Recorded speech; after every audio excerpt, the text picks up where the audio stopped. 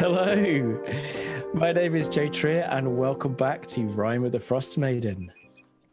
2 weeks have passed since our heroes have battled the mighty Talin dragon and were victorious. However, all is not well in Icewind Dale. Auriel's never-ending winter is taking its toll and food and fuel are becoming increasingly scarce. Each day, more and more refugees from the smaller towns journey to Bryn Shander in search of help. And each day, the town's supplies dwindle, and it won't be long before people either starve or freeze to death. So the four of you have journeyed to the large town of Targos in the hope of exchanging valuable goods such as whale oil and furs for food and other supplies. Unfortunately, Targos has no food to spare, and as we start today's session, you are just about to head home. Our camera zooms in on the four of you. You stand outside the Luskin Arms, the oldest inn in Icewind Dale's second largest town. Despite it being early afternoon, Auriel's spell has blocked the sun and you stand in darkness, the icy wind whipping at your flaming torches and tearing at your heavy winter clothes. As you prepare to leave, you gaze out across the lake. Targos has the largest fishing fleet in the Dale, and normally you would see hundreds of sails as the local fishers work to bring in the very valuable knucklehead trout that made life in the Dale both possible and even profitable. However, now, and for the past 2 years, the ice has begun to extend across the lake, and right now, the ice extends hundreds of feet, and you see black hulls of ships trapped within. In the distance, you see a team of men and women desperately trying to drag a small boat from the water across the treacherous ice. But before we continue our tale, let us introduce our players and what they are doing as they prepare to leave the town. So let's start with Eoghan. Eoghan, welcome back to the show. Tell us who you're playing and what is Xalfiz doing to prepare for the journey to Bryn Shander. So I'm good. I'm playing Xalfiz, the practical. He's going to be kind of doing some last minute checks to Lady Penguin, who last episode had her Shardlin Ice kind of power core removed. So he's just make sure everything's up and running correctly after that whole incident. So he's going to be using her to kind of travel across the snow and ice. Oh, so you're actually going to ride Lady Penguin? Amazing. I think so. I might have to get tied to the back of the moose something. I don't think she had to keep up with the moose but she has I don't know, little ski attachments I clip onto her and she just skates along the top. Sure, amazing. Almost like water skiing on the back or something. Yeah, exactly. Niall, welcome back to the show. Tell us a bit about Gann and how he is preparing to head down to Bryn Shander. So Gann, he is a Firbolg druid, large, half-giant man. He is just making sure that he has, rations and he's well wrapped up in his cloak and I guess using his connection with the gigantic moose to make sure it's not in the city, but outside the city walls waiting for us when we go to make our trip to Bryn Shander. Nice. Okay. And Kuran, I almost said Graham. Kuran, tell us a little bit about Graham and how is Graham going to travel across the ice? Have we lost Kuran? I think we might have lost Kuran. Perfect timing, too. What we can do in that case is talk about your alarm going off, Joe. Oh yeah! Oh gosh, yeah. Sorry about that. And, but for my intro, Gann was going to be like, "What's that noise?" Yeah. Oh gosh, we really have lost Kuran. Okay, well, Sara, welcome back to the show. It's great to have you here. Tell us a little bit about Talin and how does Talin travel between the two towns? This is Talin. This whole outfit. That is incredible. Thank you for having me back on. It's really cool to play Talin again. Talin is, for anyone who doesn't know, a tiefling rogue thief. I believe I made him in this. I almost got confused with my old campaign. He's a rogue thief who uses the combat wheelchair. And he gets around on the ice via thicker kind of snow ties with snow chains around them is how he does it, and a thicker layer of gloves if it's something like traveling across actual tundras, icy plains. Then he actually has these wooden slats, kind of skis that he can clip onto the underside of the chair, pull the brakes on so obviously the wheels don't move, and then usually hitches up to a couple of dog sleds or whatever he can rent out. Oh, amazing. Well, our last player tonight is Kuran. Kuran, welcome back to the show. Thank you. Tell us a little bit about Graham and how is Graham joining the party across the ice?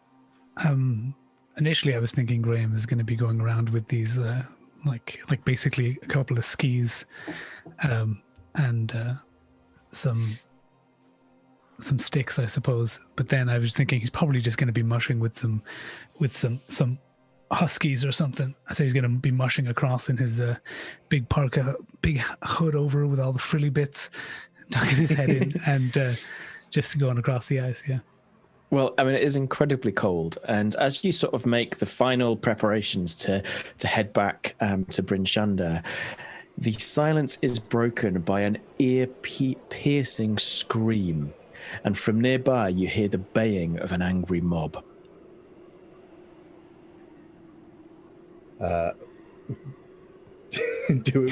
We obviously just stand here in silence. Gann's curious, and he kind of, I'm gonna go check out what's going on, guys. This time it wasn't me. I swear.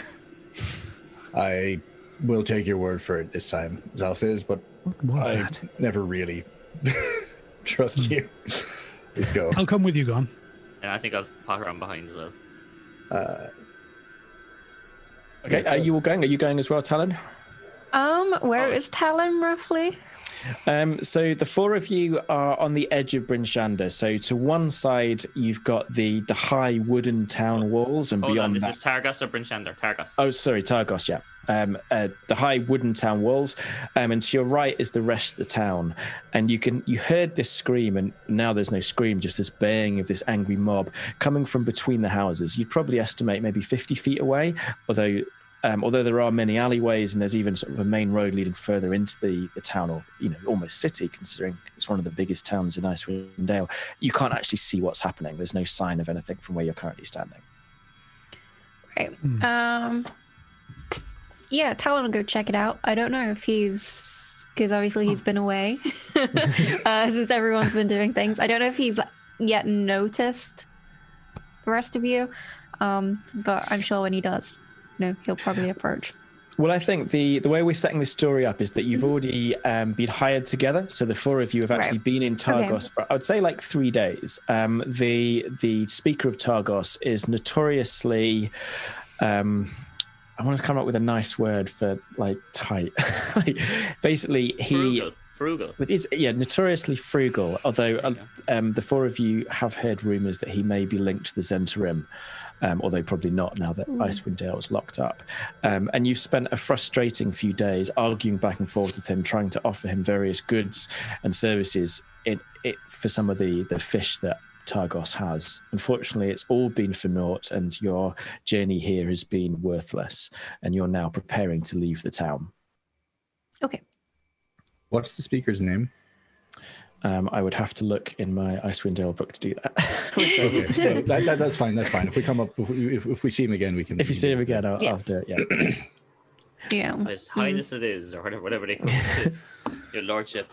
Well, in that case, Talon's in a bad mood. If it's all kind of been for nothing, then yeah.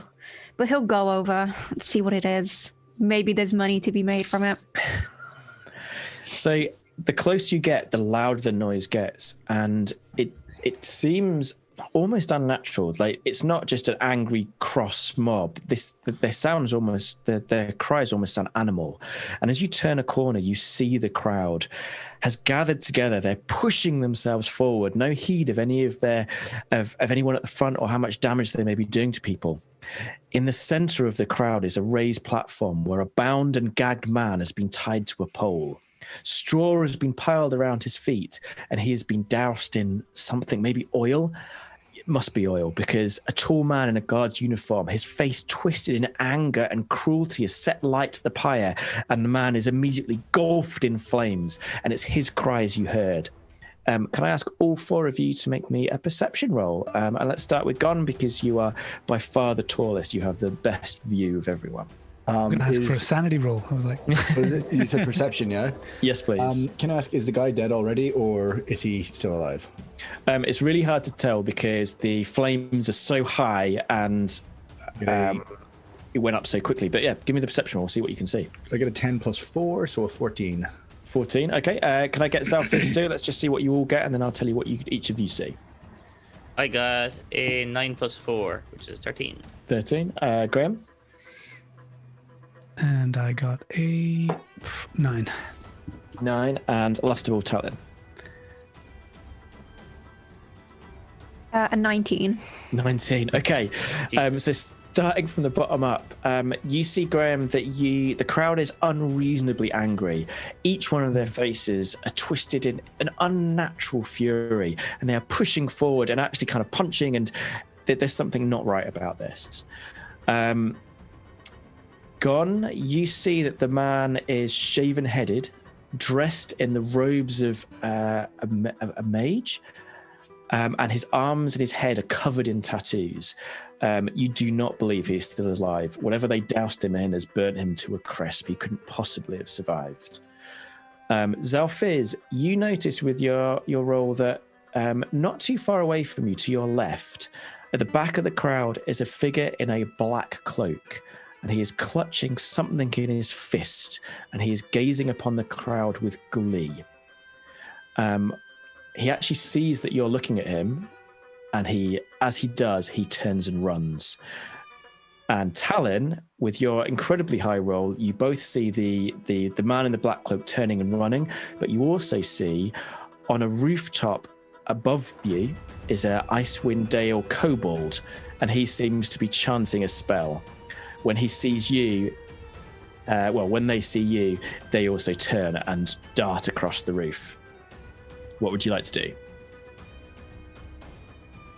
Xalfiz is going to turn to Gann and put his waist, just his shirt is hanging down, going, I think that guy over there might be up to something.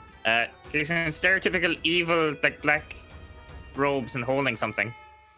Has the guy not run away, or was it just the kobold? He's running now.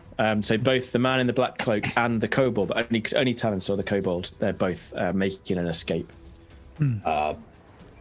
Let's get after him. Then there's nothing. It looks like this person's dead. There's nothing we can do here. We can come back and find out what happened after. And Gann will start moving towards where the alleyway where the guy ran off to. Nice. Okay. Talin, what do you want to do? What kind of way? Is there a way to get up to the rooftops at all? So most of the rooftops in Icewind Dale are one story. There are a few 2-story houses, but they're very steep roofed, with snow and ice kind of falling off them. There's no obvious way onto them, not without any kind of magic or sort of climbing roll. Okay. Good for Talin. He's a climber then. I do. Talin has rope at the back of his wheelchair. So it's usually within a kind of slip knot anyway to be thrown over anything or anyone. So yeah, he'll make a toss up to try and catch it on a chimney or some kind of. Nice. They'll definitely be. I think they're quite decorative, almost like sort of Viking houses. There'll be carvings on them, particularly in Targos. Targos is particularly more decorated, more not artsy, but the style of the houses lead themselves to climbing more than, say, Bryn Shandus. That's absolutely possible. So I get the impression that Gann and Xalfiz are following the man in the black cloak, and Talin is following the kobolds. Graham, what do you want to do? Hello and welcome back. Hopefully we've fixed the technical difficulties and we're going to jump right back into play. So our characters have arrived in Targos, or actually they're about to leave Targos, but they heard a baying mob. In the center of the mob, they saw a red wizard being burned alive. And as they approached the edge of the crowd, they noticed 2 things. First of all, there was a strange figure in a black cloak who, when spotted, darted away through an alleyway. They also noticed that very high up on a rooftop is an Icewind Dale kobold who seemed to be casting a spell. When he was spotted, or when they were spotted, they also darted off in a different direction. So we're going to do this as an old-fashioned skill challenge. The way this works is you need to get 4 successes or 4 failures.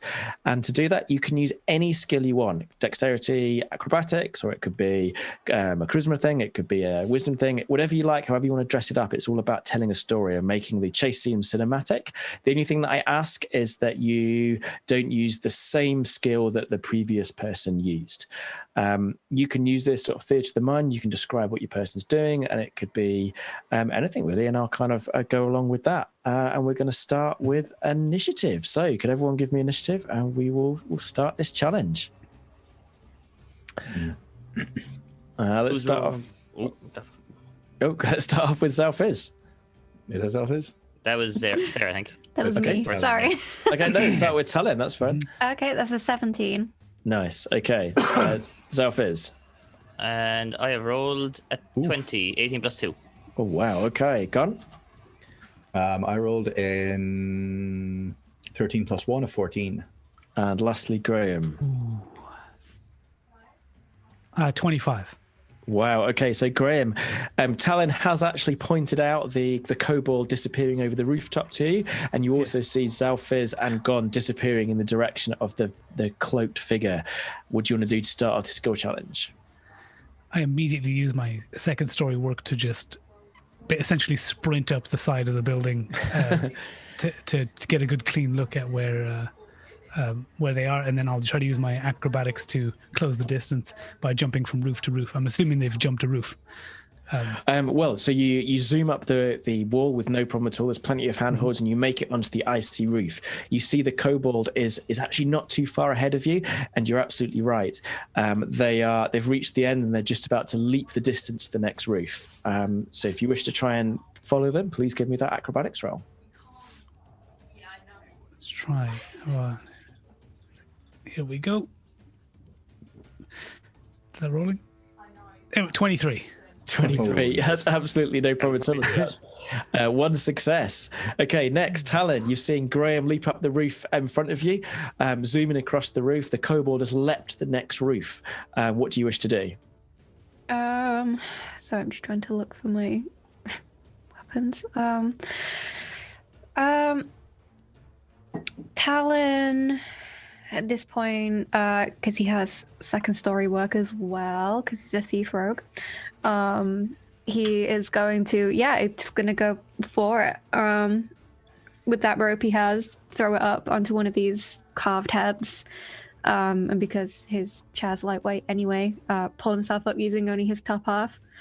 And pull himself up onto the roof, which shouldn't be too much of a problem, as he has snow chains, and at the angle that the tiles would come down at, that the snow chains would potentially grip on those. Amazing. So zooming across the roof, you have caught up to Graham, or catching up to Graham. The only thing I asked, you can't use acrobatics. So which skill do you want to use to catch up with the kobold who has now made the next roof? Okay, they're on the next roof. Let's see. Skill.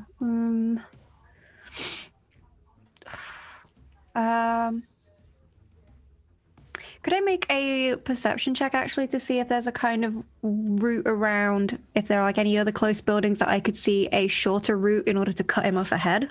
That's a fantastic idea. Yes, you absolutely can. Okay. It's a D20. 7 plus perception. That's an 11. At 11. 11 isn't a pass, so you kind of glance around and you don't see any obvious directions. There's no shortcuts. In fact, probably the most direct thing to do is to follow the kobold directly. So as the two rogues leap across the rooftops, Xalfiz. Xalfiz is going to follow after the cloaked figure that he points out to Gann. And I said it looked like he had a dark something in his hand, or was it a box? What did you say I saw? He was clutching something in his fist, and he had a gleeful look on his face. As you turn the corner, he has reached the end of the alleyway. He turns to see you, and he pushes over a whole load of barrels which start rolling across the ice towards you. So as he does that, like Xalfiz is kind of jogging towards where this is happening, and he's taking out his multi-tool out of his pocket and flicking through some of the tools, and he pulls out one that just looks like a small little hand. And can I cast Mage Hand and see, can I, if I can see something like in his hand to try and grab it, like pickpocket it out of his hand? Absolutely, yeah. Give me that roll. Sleight of hand is cool. Sleight of hand would work, or it could be Arcana. We'll go with sleight of hand because it's +5 versus +4. So 17 total. 17 is another success. He had something on a chain dangling in his hand, so he's clutching the chain, but there's something on the end of it, and you reach out with your glowing hand. How does your mage hand look? So the mage hand, when it's manifests itself, it looks very much like a steampunky, like if you know Blitzcrank from League of Legends, like a mechanical arm or hand from kind of just the wrist up. Okay, is it literally on a giant spring that launches out, grabs this thing, and returns to you? I would love if that's how it works, but mechanically, I can see me making a lot of cheesy things with that later on. No, it just spawns 30 feet away as a floating mechanical hand. Okay, you rip the end of the chain off, and as it appears in your hand, you look down at it, and you're holding what seems to be a carved sliver of Chardalin, but in the shape of a dagger or maybe a sword. But there's something different about this Chardalin. It's glowing icy blue and actually almost hurts to touch. Whatever's been done to this crystal is different from any Chardalin you've interacted with in the past. Cool. Gonna pop that into, like, how big is the dagger? Like a normal dagger size. Like a pendant on a necklace. So that'll pop into like one of my larger vials I have for potions and into my little bandolier of pots and poultices. And next up we have Gann. So we have 2 successes and 1 fail. So yeah, I get around the corner and see this person running off in the distance. I'm going to cast Hold Person and use that as an Arcana. Okay, nice one. So that would be +4, I think. Yes. No. +3. Damn it. Let's see what I get. 3 + 3, so I get a 6. Okay, so well, you tell me, how does the whole person fail? I maybe as he's running out the other end of the alleyway, he bumps into someone else, and I catch that person with the Hold Person spell instead. Perfect. Okay. As ye race across the rooftops, Graham and Talin, the kobold has leapt from one roof to the next and has made it onto a larger building. They clamber their way across it and they turn around looking fearful. They shout out something and then leap onto a long rope which stretches between this building across the wider road and the far building on the other side, and they're balancing across it. Graham, top of the round, it's you. Whoa. I think I'm going to try and slide down the side of the building and actually make my way from the ground floor now, if like from the ground floor, from the road. Okay. But I want to do it in a way that they haven't seen me do this, so essentially they feel like they've lost me. So okay, nice. I'm going to be trying to stealth my way out of this. Okay, give us that stealth roll. That's 21. Nice. Yeah, you're like a ghost. You just disappear into the snow, and not even Talin is entirely sure where you've disappeared to. I know that Xalfiz, you're the next initiative, but I'm going to keep the 2 rogues together. So Talin, Graham has leaped off into the snow and off the roof into the snow, and with the darkness and the gathering kind of blizzard around you, you've no idea where he's gone, at least not initially. You see the kobold is now halfway across this rope and is looking behind him, panicking. The rope is swinging side to side. What do you do? Graham's definitely kinder than Talin's going to be. So Talin has reached like the end of this roof where the rope begins. He'll pull the brakes on his combat wheel chest so it slides around to the side. And then he's going to, from his wheel, unhook one of his daggers and just slash down at the rope to cut it. Oh no. Okay, what skill is that? Poor kobold. Ooh,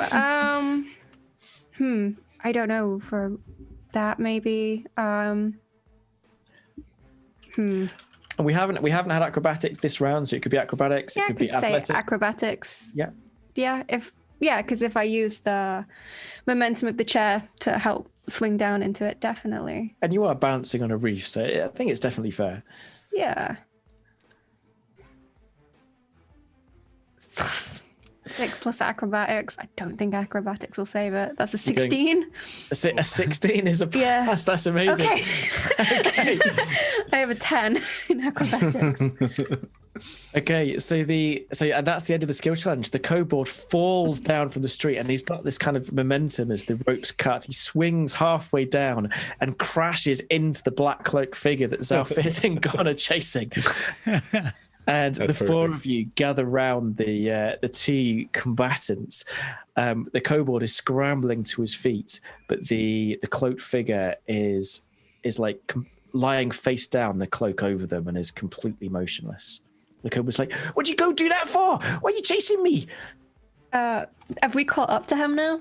Yeah, I think Okay, that's all gathered. then Talin will, as he's scrambling to get up, this guy has a tail, right? Oh yes, definitely. Then Talin will just like roll his wheelchair over the tail and pull the Jesus. brake on. It's like, "Ah! What the hell are you doing? You're mugging me. Guards, guards, guards. And the kobold is like shouting in all directions. And there's like a few people in the street paying attention, but no one's like, they're more kind of hustling away than towards this scene. Got my hat of disguise and look like a guard from Targos.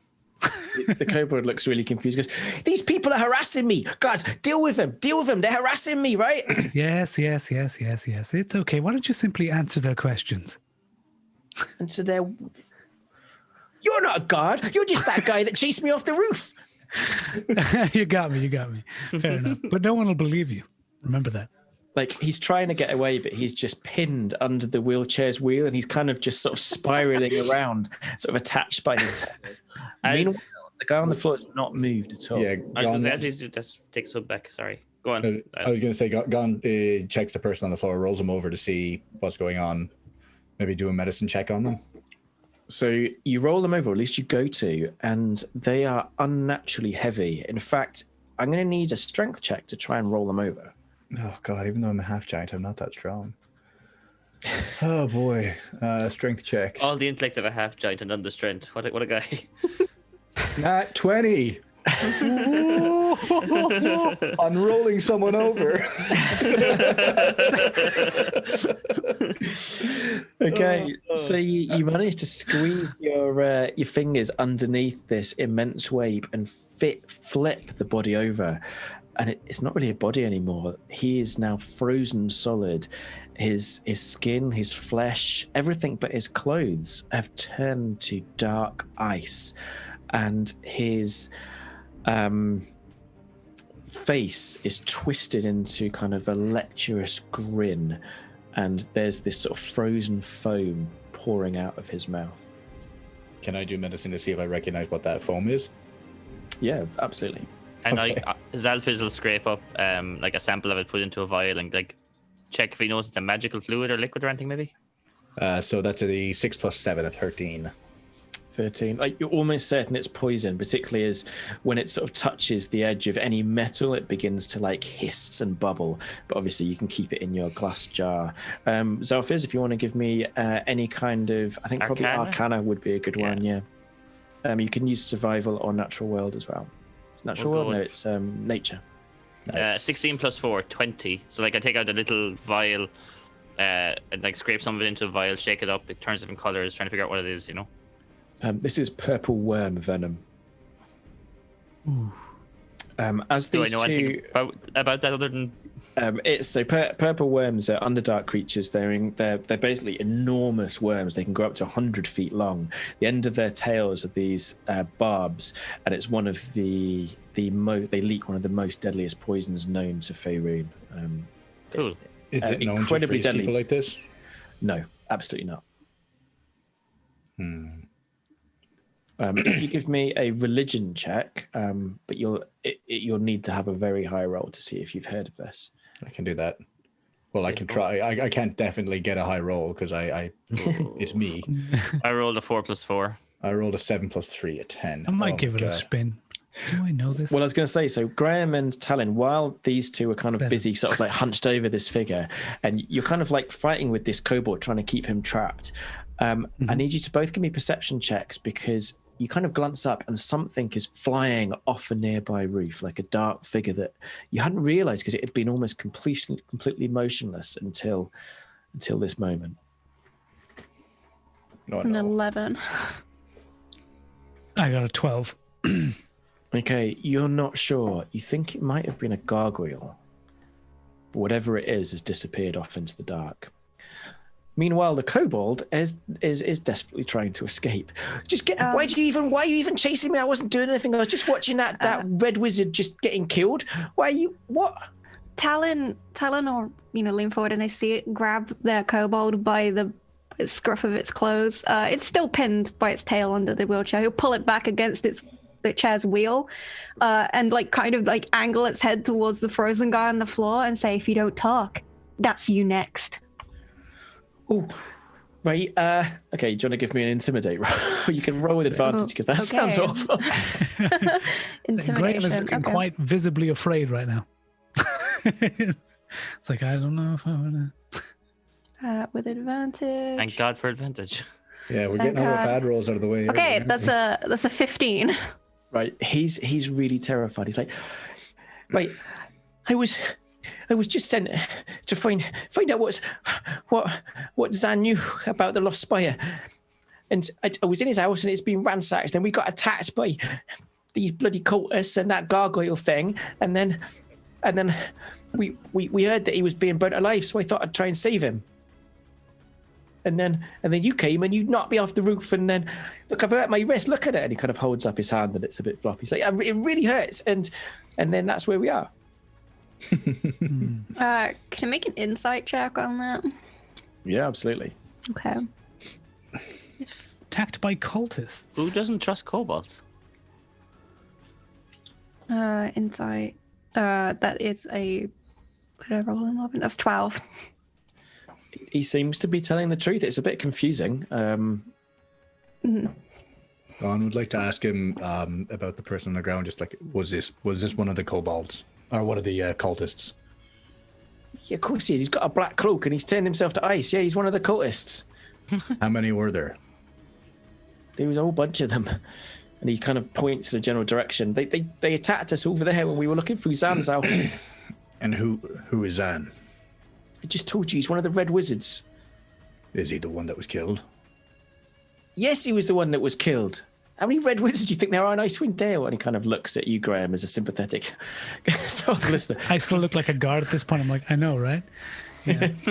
Don's gonna like stand up to his full height and just look down at the kobold. Not very impressed with the attitude he's getting off of him. So, sorry, go on. No, go on. So just say you're right. This guy has turned into, you said dark ice dust. That's Shardlin we're talking about, yeah? No, not Shardlin. This is just ice. Like he's literally now a block of ice.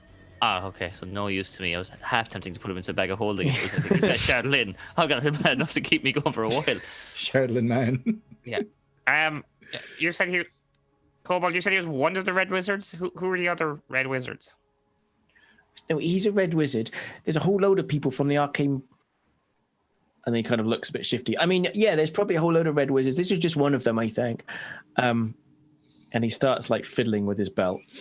Talon's gonna again, like at the hesitation, pull him roughly back against the chair and go, I think you're lying. He goes, oh no! And as you kind of pull him, whatever he was fiddling with in his belt kind of just flies into the air, and it's like a clay pot, and it just begins to fall towards the ground. With his free hand, can Talon try and catch that? Yes, you can give me an acrobatics roll. This is where I embarrass myself and don't catch it. Oh, it's a 25. Nice. Go for it, yeah. You easily catch it. You're not sure what it is, but it's a very fragile clay ball. And the kobold looks even more terrified and desperately tries to get away from you. Let me see if he can actually fight his way free of your hold. He's gonna have a bad time. Oh my god, Niall is Jedi mind tricked. We just saw a real life Jedi mind trick. Okay, he tries to pull himself free and loses balance and just falls flat on his face. with a natural one for anyone listening on the podcast. Yeah, Talin like deliberately lets go of like the back of his clothes, so his tail still pins, so he just goes straight on his face. I'm just gonna. You mentioned the lost. Is it the lost spire? Was it? Yeah. What did you mean? I'm not seeing nothing. I feel Nothing to see pointing out here. another night. I'm just looking at other random people walking by, watching us interrogate. I'm looking like a guard now. I'm like, no, it's not fine. Don't worry, we got this. The occasional person is looking kind of worried, and there is more people looking. Like at first, it was just like people hustling out the way, and now it's people. Anyone that goes by, the rare person that goes by, is now looking like fully sort of rubbernecking at this scene. And you do wonder how long it is going to be before the guards actually come. Okay, Kobold, look, I'm a man of science, and we need to get some answers, figure out what the problem is here to stop this cult that you say is bad. But if you don't give us any answers, we'll just have to do some theories, test the theories, see if we can get an answer. So I have a theory that this might hold the key, and like I'm gonna mage hand out the dagger out of the vial, and like start. The mage hand slowly going to approach the kobold, saying, "So either you give us some answers, or we start some experiments." Apparently, I've become real dark all of a sudden. That's why Xalfiz is gone. Talon's just like from his chair, appreciative. I think Graham's just standing there saying, "Come on, guys, come on." The kobold looks up at this thing. I'm not joining your goddamn. I knew you were cultists. I didn't think they wore black coats. You stay away from me. I'm not joining your cult. I don't care what you want. Well, that's me told. I'm going to try and hold the dagger up to like close to his skin. Then you can give me a intimidate roll. Cool. I have +1 to intimidate as a 3'6". Who did he say he was with? 19. Ooh, nice. He looks really terrified. It's like, right, fine. If you let me go, I'll tell you what you want to know. I'll help you. You can find the lost spire wherever you want to find. Can I, like, being from the Dale, does the lost spire ring any bells to Gann? Can I do a history check? Yeah, give me a history check. Cool. Can I also do a history check? I actually expected the history. I hadn't realized +7 to history. Jesus. I get a 15 flat. It doesn't ring any bells. I mean, like a century and a half ago, there was a wizard who raised a crystal spire, and he kind of got all the goblinoids and all the orcs and various barbarians to band together to attack the Dales. And I guess that could be what he's referring to, but I mean, that was over a century ago. Okay. But there's no other spire that you've heard of. So, where was this guy's house? You said you checked the house that was ransacked. What were they looking for? Why were you there? If I show you, will you let me go? If you tell us, we might let you go. Right, it's just over there. Through that alleyway, you can't miss it. It's got a bright red door. So that's where it is, and they were looking for... And you were there because... For my 2 questions. Right. Zazan, the red wizard, it's his house. He's been searching for the lost spire, and we thought that... And he looks really shifty. Maybe he found it. And that's all I know, I swear. Okay, that makes a lot more sense. Aren't you a good kobold? Right. Do you want to come with us while we go and check out Zan's house? He's like shaking. Are you afraid there might be still cultists there? I don't want to go in that house. What happened in that house? I don't want to see. Right now, do you think you're safer by yourself or with us? By myself. But the Talin just smiles at him. Talin's beating him up. I tried to stab him with a weird crystal. Yeah. Okay. Gann will ask Talin, like, can you, like, while a hand on his shoulder, but like while, so that he doesn't bolt immediately, but like, can you let his tail go?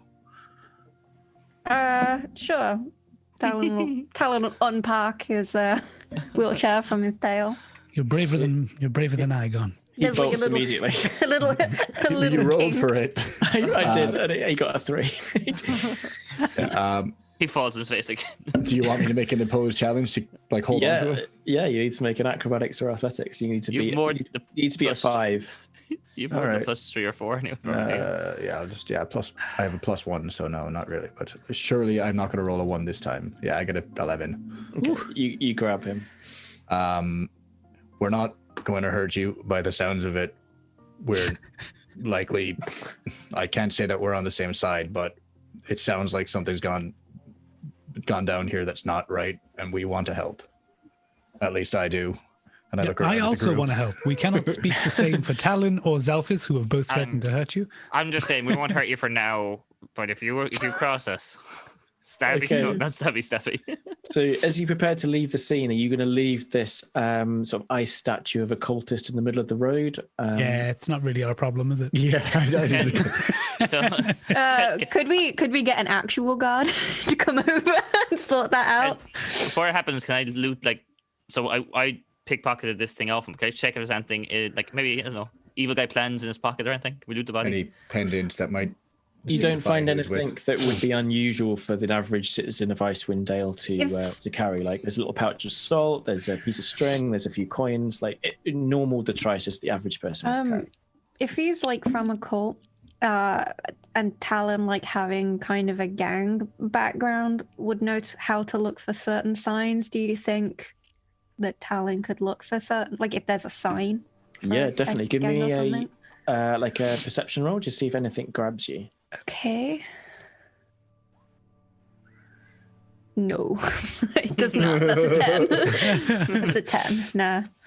I just thought the best suggestion in chat, though, I say we put a scarf on it, put a little carrot in for the nose, some Leave little it in the beads in corner the of the eyes, street. and then just leave. Yeah. Or you could like cart him around with you and like weekend at cultists. Oh. Okay, so let's move the scene on. So you've either called a guard over or you've dressed him up as a sleeping beggar in the street. But either way, you've made it over to the house that's described by the kobold. And it sounds like you're bringing the kobold with you. Yes. Yeah, we're he's so going to- straight crack. Can I? So as you're making your way through, you do notice a 10 is actually good enough, Talon. You notice that they're near the house. There is some thieves' cant on the wall. You recognize these signs, and Graham as a rogue, you recognize this too. They're not. They're quite. They're more adventurous signs than like anything you'd find in a thieves' guild. But they basically spell out. The first one says this man is hiring, and then that's been scribbled out, and then the ones that replace it are thief and murderer. The door is slightly ajar of this back alley one-story building, and from inside there is a smell of blood. Xalfiz is going to turn and leave. No. Yeah. These cants right here, not good. Bad. Very bad. Who are you calling the cant? Oh. What? Sorry. Tough crowd. Tough. I thought that was great. Sorry. I mean, while we're walking over, can I like be asking the kobold some more questions, like how he knows Zan and what exactly the like, he was about to say something about the arcane, and then he stopped talking. He trailed off. Can I try to? Yeah, probe you him for need more to give me a information? successful. You need to be a successful roll. Like he's basically sulking now. He's like holding his tail in both hands to his chest. Okay, so yeah, like how did you know this Zan, and who are the arcane? You were going to say something, but you stopped. And can I use? I don't even know. Maybe investigation. It would be a social roll, so either intimidate Okay. or persuade. They're both the same. I'll try persuasion rather than intimidate because I want to have a bit of trust out of him. Yeah, the frigid, the little poor guy. He's had it Yeah. real rough. So good cop, bad cop. 12 minus 1, so an 11. He really he seems to like you more than Xalfiz and Talin. But he kind of looks up and goes, right, I'll tell you what I was going to say, but you've got to let me go first. Like those two are walking ahead right now. They're not going to notice. I'll like, you can tell them that I was too sneaky for you. Just let me go and I'll tell you. In fact, I'll tell you. No, you let me go and then I'll tell you. I'm going to do an insight to see if he'll actually tell me anything. I get a +4 in insight. Gone, please, gone. It's a 13 plus 4, 17. He just wants to get away. But do I think he'll actually tell me anything? Yeah, you think he'll probably answer your question.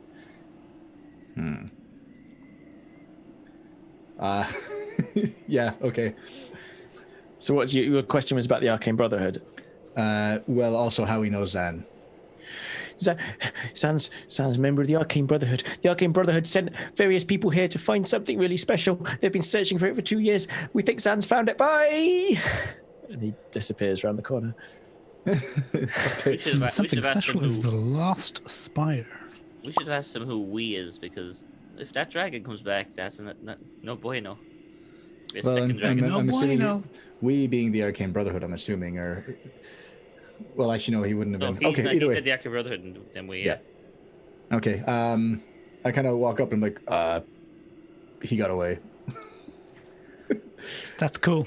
So this is the house. Slip on me. Yeah, he's the slippery cobalt to those ones.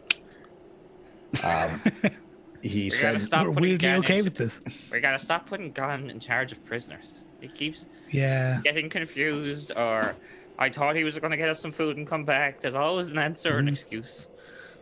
Don't worry, these dogs will listen to me, etc., etc. Yeah. Gann just he acts like he's ashamed when really he's not too bothered. He got the Really, he's information the he wanted. smartest man in the party. He mentioned that before he escaped that Dan was part of an Arcane Brotherhood. Has anyone ever heard of that? He gave you Talin? information and then ran away.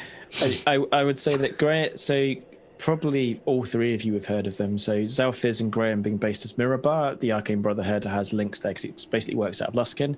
And Talin is quite a worldly sort, if I understand rightly. So Talin will know who the Arcane Brotherhood is. Yeah, Talin, if they work out of Luskan, Talin's been to Luskan. So, yeah. Malevolent or not? What are we saying with the Brotherhood? So, I mean, you're welcome to fill in if you want, Sarah, or do you want me to? It's up to you. You'll have to fill in because I cannot recall all of the facts and I don't want to get something wrong. So the Arcane Brotherhood are one of the most powerful mages guild in the whole of the realms. They work out of Luskan. There's a thing called the Host Tower, which is an enormous tower with, I believe it's 4, like almost like a tree with 4 towers that come off it. It's not known for being like particularly good at all. There are definitely members that are evil, but overall it's just a very, very powerful mage guild that are very much out for themselves. Sounds very practical. It's the Tesla of the mage world. He mentioned that Zan was a part of this brotherhood and that they were looking for something, maybe that lost spire that the kobold mentioned, but he said that they believed that Zan had found it. Who they are, I don't know. The kobold escaped before I could ask him, but Perhaps he's talking about the lost spire he mentioned earlier. Yeah. They believe he found it. So maybe we can find something in the house, a clue maybe, somewhere to go. So I would like to go into the house. Okay. Yes. Ditto. Yeah. So you, again, Gann would need to duck down to get into this small one-room abode. There has been obvious signs of a struggle. In the center of the room, there is a small, crumpled body of a kobold, blood pooled around it. The room has been ransacked. There's a kind of small pallet bed which has been completely flipped. There's various sort of signs of alchemical and arcane research, but all of it has been trashed and thrown across the room. There's a cupboard that's been knocked over. There's drawers that have been pulled out of desks. Papers have been ripped off the walls. This room has been absolutely ransacked. I'd like to... Would I be able to check the kobold to see if there are any kind of similar to what Talin did with the body on the street, to see if there's any symbols or like pendants or anything to indicate who he might be working with? Yeah, do you want to give me an investigation roll? Yeah, sure. Am I good at that? I don't think I am. I'm not good at a lot of things, to be honest. Yeah, I rolled a 9, and I don't have any modifiers on it. Is it just one floor? It's just one room. Yeah, It's one a studio. room. Yeah. Okay. I'd like to investigate around what appears to be where the study, I guess, would be, or where he would be keeping his notes. Yeah, so there was like a big pinboard on the wall that had you're guessing sort of things attached to maybe a map, like strings attached to a map, but there's no sign of the map. But do you want to give me an investigation roll as well? Sorry, Gann, with your you're kind of rifling through the kobolds things, and he doesn't seem to have anything beyond what, again, a normal member of the Icewind Dale sort of crowd would carry.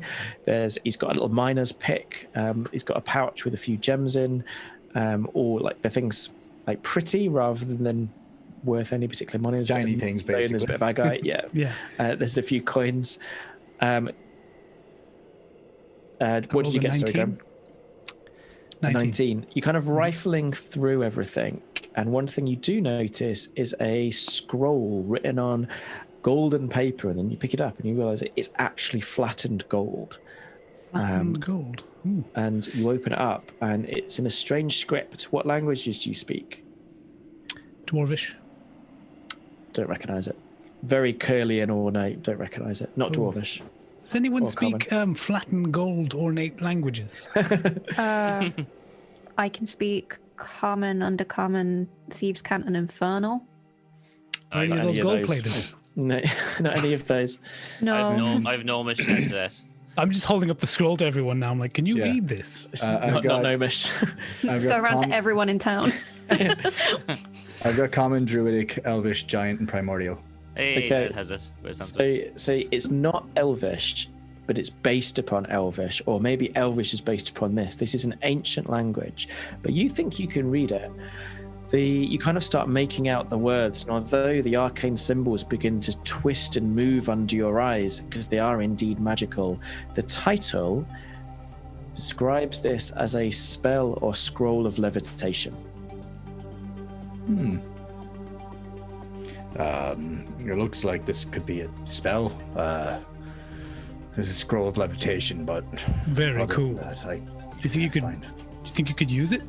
Do you want to give me a history roll, just to see if you recognize what the language actually is? Yeah, sure. That's +0, I think. Yeah, +0. Roll again. What do we get? I get a 16. Ooh. 16. Nice. All you can say is literally millennia old, but you don't know the name of the language. You've definitely seen it before. It's one that sort of scribes like to use. You know, it's sort of like the sort of Latin or Greek of our time. Okay.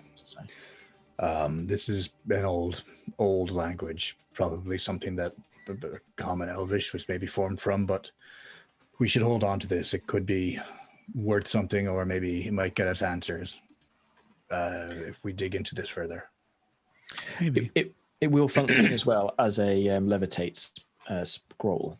Okay. Xalfiz, what are you doing while the other three are exploring? Oh, and Talin as well. So I'm going to, while they're searching over the pinboard, I'm going to go around the rest of the room, see if there's any magical items of interest or ingredients or scrolls or anything like that that might, one, be fun to play with, or two, give me an indication of where he was looking for the spire or how to get to the spire. Okay, give me that investigation roll. Investigation is +4, so with +4, I rolled a 6. Xalfiz is distracted just by like how cool it is being in like a red wizard's or red mage's apartment. Just overstimulated, overexcited. He's zipping from one place to the other without actually really checking it. Yeah, on your initial search, nothing comes to. You don't spot anything interesting now. Talin, what do you want to do? Sad times. How? So is it a dead kobold? Did you say? It is, yeah. Yeah. How did it die? Give me an investigation check. Okay.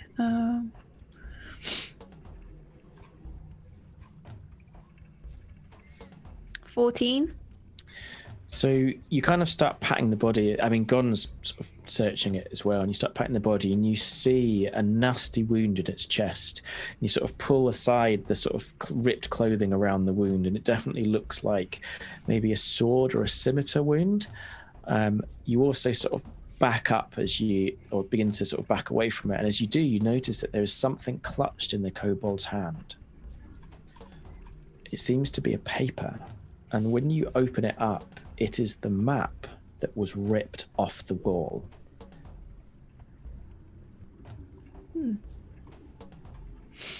Yeah. Yeah, Talin, will take that out of the kobold's hand. Let's hope rigor mortis hasn't set in. That'll sound horrible. And we'll pass it to Gann, because Gann seems very open and honest. Yep, Hey. he can't lie. I resent that. The guy threatening people with daggers. And and we'll I did and we'll deceitfully do it. we'll ask Gann, like, what'd you make of this? You said it's just torn from a map on the wall. So I know when Gann was exploring the wall, he'd noticed there was almost like, it looked like there was a place where a map had been with arrows that had been pointing to it, like bits of string. And this is that map. So it's a map of Icewind Dale itself, and it has the 10 towns marked upon it. It also has Sunblight, the Duragar fortress marked in the south. And it has a number of other things marked on it as well. But there does seem to be, to the southeast, maybe a day's travel outside the Dale, something which is that says the Lost Spire. Lost Spire. Okay. And when you say outside the Dale, is it still within a place that we could reach? Sorry, outside of 10 towns, like outside the center, the center of civilization. This is in the Dale itself. Yeah. Is it in the spine of the world, or is it outside of that? It's within, like, it's probably a day's travel from East Haven, which is the Okay. easternmost town. All right. This is just in the southeast of the Dale. It's would be a few days travel for us. We'd have to get to East Haven, then travel from there. But I don't know anything about it. I don't know what this could be. The only thing that rings a bell in my mind is a story from centuries ago of Crystal Tower and a mage who attacked the Dale before with an army of, orcs and goblins and whatnot. Orcs, goblins. He managed to get the barbarian tribes to work for him. Okay, yeah. So There's rumors of demons, although again, your memory of this story is sketchy. it just like His name's something I Saruman. heard. Upon the spire, there's a large red eye that can see everything. So I just relay that story, and I'm like, we should find out more about why this town burnt Zan. I mean, that does make sense. We should, but I don't want to be that guy. If it's not related to this dragon and us getting food to Bryn Shander, I mean, maybe it is related. Maybe that story, they were trying to rule over the Dale, like Ariel is. It could be, but Ariel, the way they're going about this is different than straight out assaulting the Dale with goblins and orcs and barbarians and everything like that. Mm-hmm. Maybe we could use whatever he used to fight this dragon or Ariel. Could work. If these stories are true, there could be powerful artifacts at this lost spire. Okay, cool. I think I've just come up with a great idea. We should probably go for the spire. Thank you for coming up with that idea, Xalfiz. I don't know what we would do without you. But Xalfiz, where do you even think the spire is? I show him the map. Maybe the map. Let me explain maps. So, Where on the map? Where are we on the map? I point There's out a red spot that says you are here. yeah. Geography never was my strong suit. I'll explain the lay of the land. So I'll point Targos here. Well, let's fade to black through this scene. What do you wish to do? Do you wish to leave immediately? So I think it's probably sort of about 3 o'clock in the afternoon right now. Do you want to do anything more in the town? How do you want to approach the next part of the adventure? I mean, Xalfiz seems keen to get out of the town, but Gann would like to know why the wizard was burnt at the stake, because that's not a usual everyday occurrence, is it? Mm. And I can't speak for Talin or Graham. Well, one thing we could do then, so if you want to do it, because you currently only have supplies to journey a few hours back to Bryn Shander, so a few of you are going to need to go and get supplies, and maybe find out some information. So if a couple of you want to get supplies, and if a couple of you just want to kind of investigate to see if you can find out exactly what happened, and we'll do it, kind of meta it. So we'll do it through a couple of rolls, and I'll tell you what you've found out. How about that? Yeah, I'd like to find out what actually happened. Why did they burn this red wizard? Okay, so it sounds like Gann and Graham are going to go maybe speak to the town guard, maybe speak to some people around the taverns and see if you can gather what happened. Talin and Xalfiz, what do you want to do? Do you want to join those two, or do you want to see if you can get supplies? I think Talon's pretty stocked up, so he'll go and see what burning the mage was all about. I mean, he's pretty peeved, to put it politely, after kind of not really getting paid, and the cheap guy, and then having to deal with the kobold, and he kind of vented some of that anger out on the kobold, I guess. But yeah, he'll go and see what that was about. Maybe there's a job to be made in that. Yeah, nice. When Xalfiz here, people are saying around, it's like, yeah, maybe we will see why he got executed, and maybe we'll find out more about this cult in the process, because we don't really know what or who they are, other than Ice Boy. Okay, is anyone going to get supplies? Or do you want to hold we that are off technically in until a another day? town, right? If we're going to go talk to the guards and stuff. Oh yeah. So we might stop in a shop, gather some rope, maybe a toboggan, a few bits and pieces. Food. Okay, nice. So what I might do then is, let's do this as kind of like a skill challenge. So you tell me where you want to go and what skill you want to use. So for example, you could say, I'm going to hunt down a member of the town guard and I'm going to intimidate. We're not going to role play it out. I just want to and I'll tell you what happens. Just so that we can get this quite quickly, so we can see if we can gather this information. So who'd like to go first? I'd like. Go on. Sorry, go on. Well, I was gonna put my hat on as a guard and then go up to the guards and be like, "That red wizard, eh? I can't believe what happened." Very nice. Did you hear the story? I think I've missed some bits. I don't remember how it all started. It's crazy. Burnt him. Yeah. It sounds like that's a persuade roll. Do you want to give me?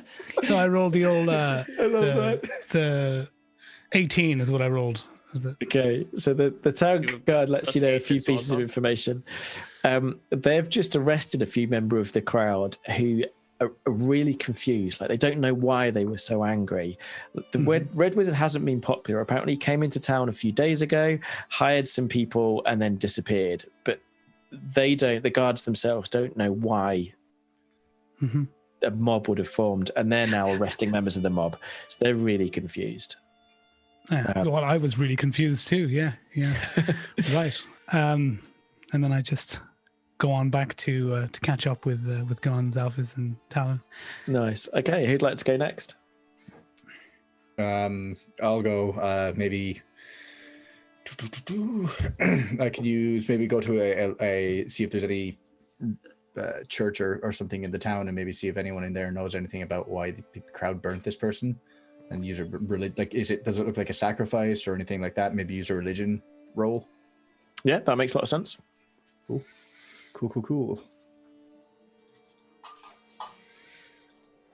That is a 16 plus 3, a 19. Nice. So the priest basically says this doesn't fit with any of the local religions. Like many of the people kind of worship. I'm not sure off the top of my head the Forgotten Realms gods that would be for Targos, but no one worships anyone that would be sacrificing. This definitely wasn't any kind of religious ritual. The Red Wizard of Thay did come and try and hire a member of his church, an acolyte, and was turned away because he was not just rude, but also seemed to be very untrustworthy. He knows that he came back about a day ago, and some of the adventurers that he hired seemed to be missing. But that's all he knows. Okay. Talin, do you want to go next? What would you like to do? Where would you be investigating? Talin wants to go and look for that guy who was burning the wizard. The mage. He had tattoos, I think he said. That was the mage himself. Oh, was it? Okay, I'm just making sure that I wasn't like confusing him with someone else. Speak, corpse. No. Speak, corpse. Yeah. No, unfortunately, I don't can know do to that speak in with this. dead. But you can go to that a thing? the pyre itself and see if there's any sign of the Yeah, the actually. mage himself. Okay. Yeah. So do you want to give me a perception or investigation as you start kind of investigate the pyre? Perception.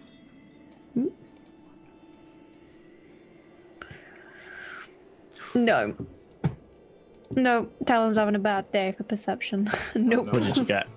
It's been a day. 7. 7. It's So been a day. the pyre is still burning. The pole that the red wizard was tied to is no longer there. It's been burnt to ash. You're kind of sort of scraping through the ashes, and you just look down. And you do think there's no bones here. Like there's no sign of like a body. Like maybe it was just super hot, and maybe that's what you said. Tell yourself, but it does seem a bit unusual. Talon will remember this. Appears in the corner of the screen. And Xalfiz, as night falls in the town, where would we find Xalfiz? So I guess the camera cuts to Xalfiz, and he's been getting his Call of Cthulhu on, and like, is there like an area of local records or information where he can research? Library use. Yeah, basically library use. So like, basically, I'm gonna go through the history of the town. See, is there anything about weird, creepy cult? This ice dagger that I have, because it's not an ice, not a symbol I recognize. It looks like a symbol of something.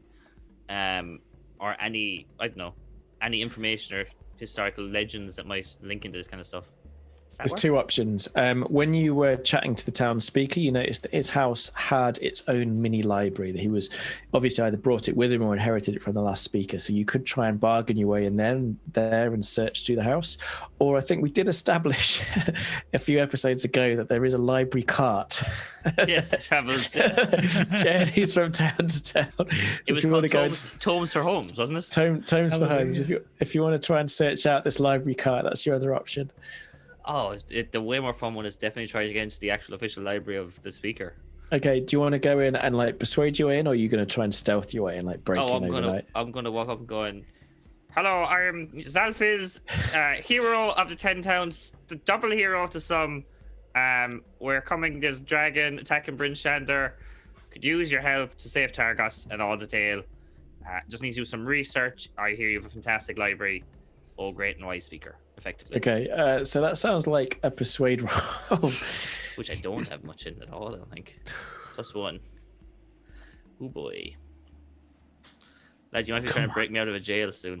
16. Okay, no, we're okay. 16? No, I mean, he see, the speaker isn't actually there, but you are let in by one of his servants, who I think maybe you were particularly either kind to or polite to, or maybe just really super interesting to. Maybe you told him a story about your like poles that you sell. And I signed something for him to hand it to him. He didn't ask. That's for you, buddy. My master's not in right now, but if you want to tell me more about your pole, I'll let you, search the library. It's like a bad British comedy from the 70s. All innuendo. So you spend some time, you probably work deep into the night or deep into the evening going through this library, and initially you don't find anything. There's no record of any cults in Targos, or in fact really anywhere in 10 towns, but you're kind of going through an old book written in a strange language and trying to figure it out. It's in Draconic, but obviously it's the language of magic, so you can piece bits together. And you do find a reference to a demon or possibly a devil that uses a similar symbol to the one that you found on their cultists. Now, the thing that really catches your eye is that anyone that pledges themselves heart, body, and soul to this demon or devil, when they die, they turn to ice. And you're almost certain that there is a link there. And I think this would be a perfect time to take our midstream 10-minute break. How does that sound? Sounds good.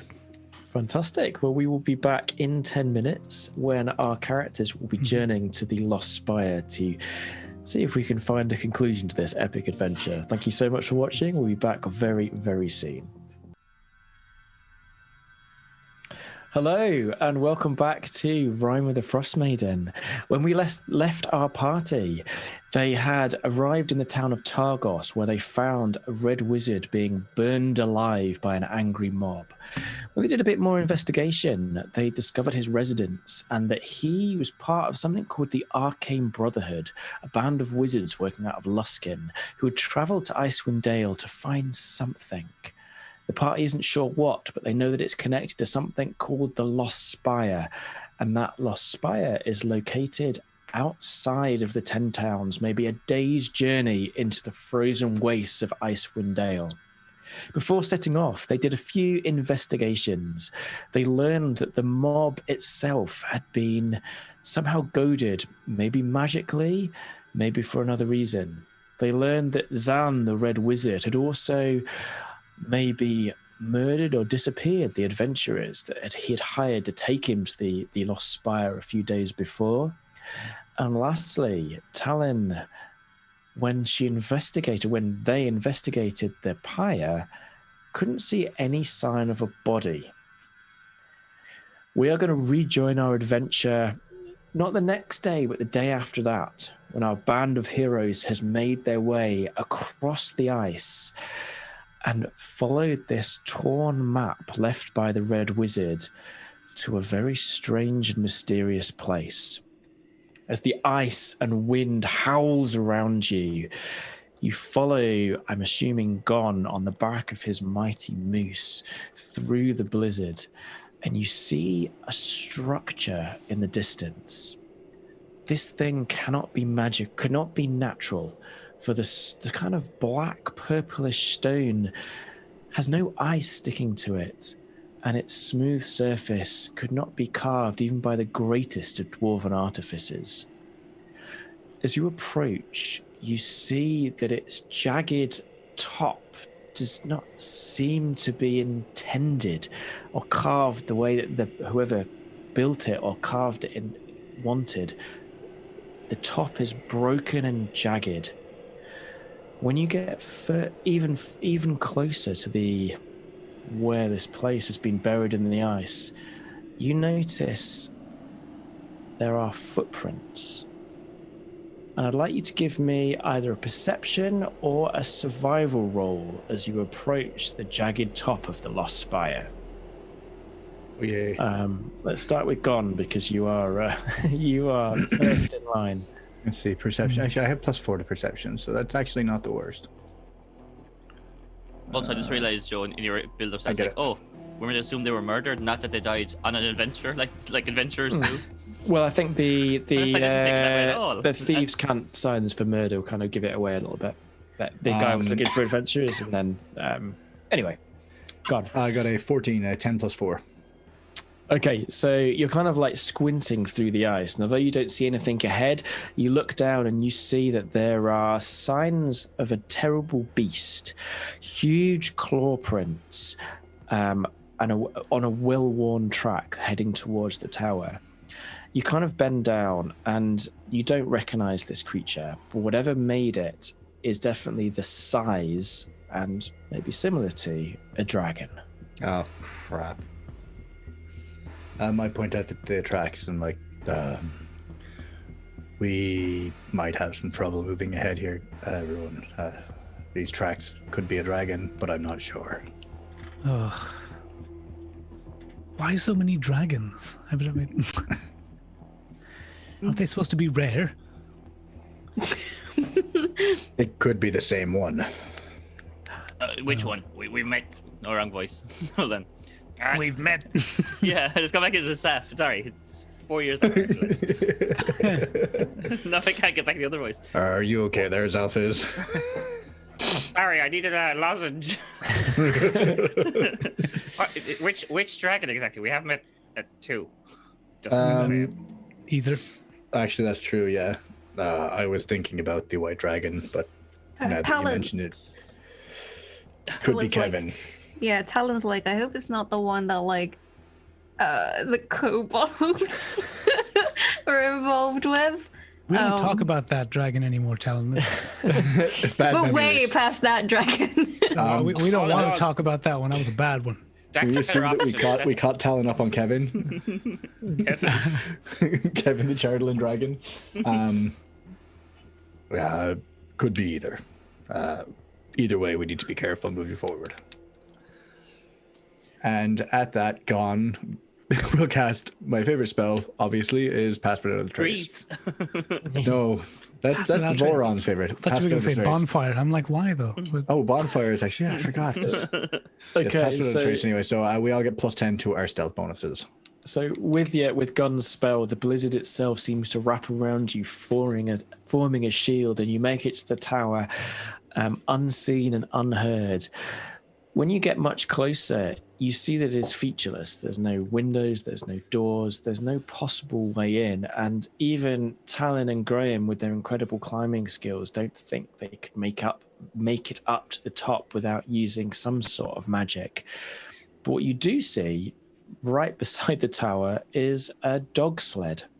It's wrapped up, similar to all of you, with supplies. The only thing that's strange is the dogs themselves, rather than being half buried in the snow, sort of insulated and safe, they're just standing there, not moving. I think Pass Without a Trace worked too well. We've lost the videos. Oh no! I'm still there. I am that good, guys. I am. Yeah, that good. Gann, what have you done? I don't know. Can Aram see us? Can Aram hear us? I'll bring him Aram. Graham's back. That's it. Yeah. It is simply I. I don't know if they can still hear us. Throw a chat there in.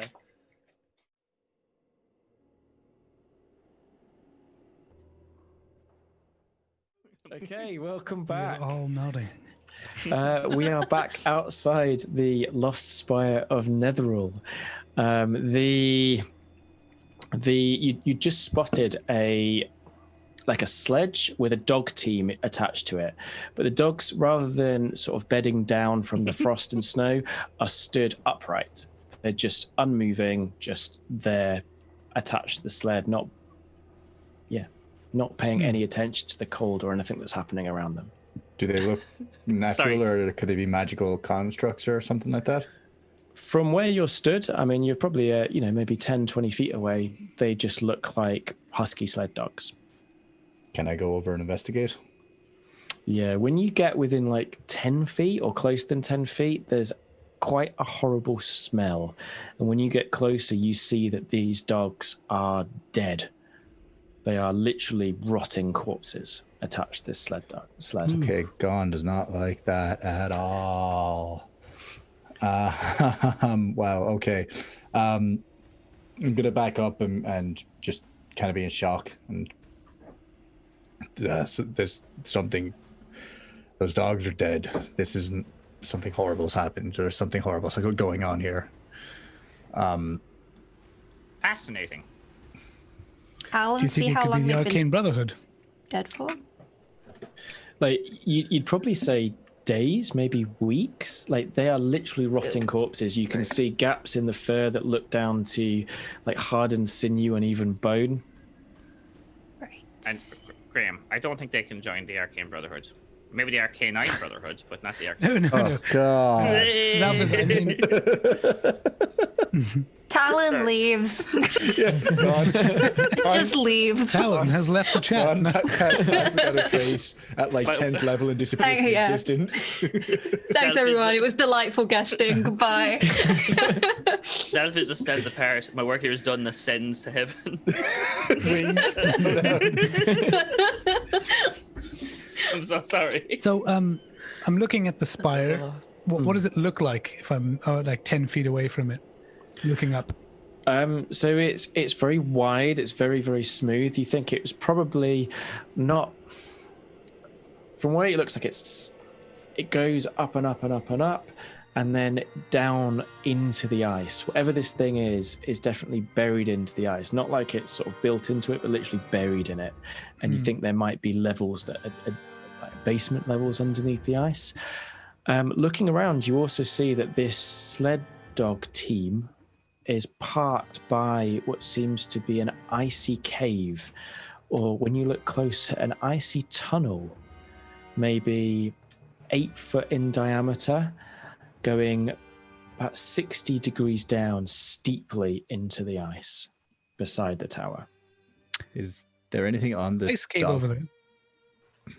So again, no. I was going to say, is there anything on the actual sled that the dogs are attached to? Supplies? Yeah, similar to you. It's piled high with supplies. You can see not just sort of food and water, but also like shelter. Like there's a tent there wrapped up. Things that you would need to trek through the tundra. Okay. Ropes, mittens, that kind of stuff. Adventurer's gear, climber's gear, that kind of thing. Okay. Acknowledge the tunnel that Graham pointed out. Do we want to go in? I mean, we didn't exactly come all this way to look at dead dogs, did we? No, and I'm going to do something about that too. And I do want to create a bonfire underneath the dogs and just burn the bodies. Okay, they don't move. They just like the bonfire appears under one of them, it just begins to ignite. The fur kind of crackling away. The smell of burning flesh becomes rife in the area, but they don't move or react. I'm sure that won't attract any sort of predators. Well, with the wind and stuff like that, I kind of figured it would just be dispersed pretty quick. Couldn't you just dispel it? I don't want to use a spell slot on that. Fair enough. He just likes burning stuff as well. He's Yeah, I hadn't used create bonfire yet. a weird kid in school with a lighter, basically. Yeah, I just wanted to destroy the bodies of that. So I don't see anything else around other than the sled, the spire, and the cave. So I'm going to head over towards the cave and investigate. See what we see at the mouth of the cave, maybe what's inside. So it heads steeply downwards. As I say, it's about 8 foot in diameter. Mm-hmm. It's very, very smooth. You actually notice that the tracks that Gann recognized earlier lead up to this tunnel and then straight down. It goes parallel to the side of the tower and then disappears around a corner as if it sort of twists as it descends.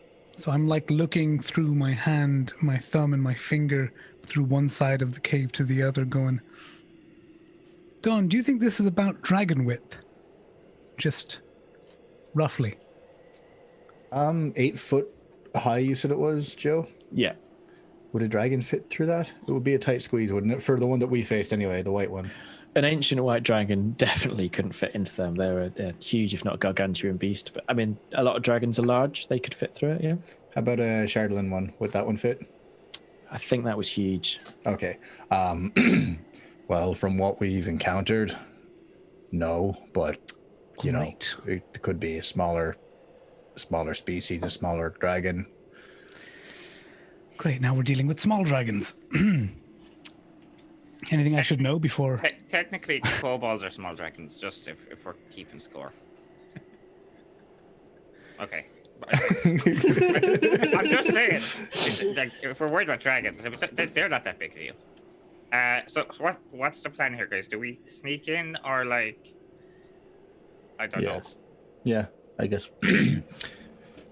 Seems like the logical thing to do, considering there's nothing else out here that we can find. Does your plus 10 from your bonus Stealth. that you give us for stealth, Up to an hour. is that added to whatever we have? for You would have like plus stealth? 17 or something, yeah. Yeah. Plus 19, yeah. The whole. I don't even have to roll and I've passed. Yeah, you just think and it happens. Yeah. Also, we don't leave any footprints or anything like that, and we can't be tracked by anything other than magical means, Okay. which is awesome. Such a good spell. Cool. So in that, it's great that you explained how your spell works. Maybe we just try and sneak in then. Yeah. Yes. How do you want to descend? Because as I said, it's steep. It's 60, if not 70 degrees down into the ice. And it's sheer and incredibly smooth. I mean, just leaning over and touching it, there's no obvious handholds or footholds. This is going to be a very tricky descent. The hell you understand, like dancing, like a musical number is what you're looking for as an answer. Does my earring give me stability on this slope? You don't know. I don't know. So I'm going to very confidently be like, it's just a slope. Do you know, I got my, look at the earring, guys. You remember this? I can walk up walls upside and down. stuff. Yeah, upside down. Remember, Talin, you gave this to me? Remember? Yeah, right. Before you got me killed. And then I just start walking. Now what happens? Okay, you place one foot onto the ice and it sticks, and then the other, and then you just feel yourself peeling away and your arms pinwheel for a second. And I need you to give me a strength athletics. Can I try to grab him to give him advantage? Sure. Okay. So just an athletics or? It has to be athletics. Okay. Oh boy, that's your jump stat. DC 22. 15. Nat 20. Not 20, yes. Nice. I don't know why I'm celebrating that. I'm sure we're going to encounter death very soon. Okay. So you kind of find yourself running, like your feet, your magical earring does enable you to stick to the ice, but just not, because normally you can just stand still on it, but it only lets you hold on for half a second. So you kind of, as one foot peels off, you just put the next one on, and the next one on, the next one really quickly, and you just find yourself running, your momentum gathering, and after a few seconds you are out of sight round the corner, unable to stop, but not completely out of control.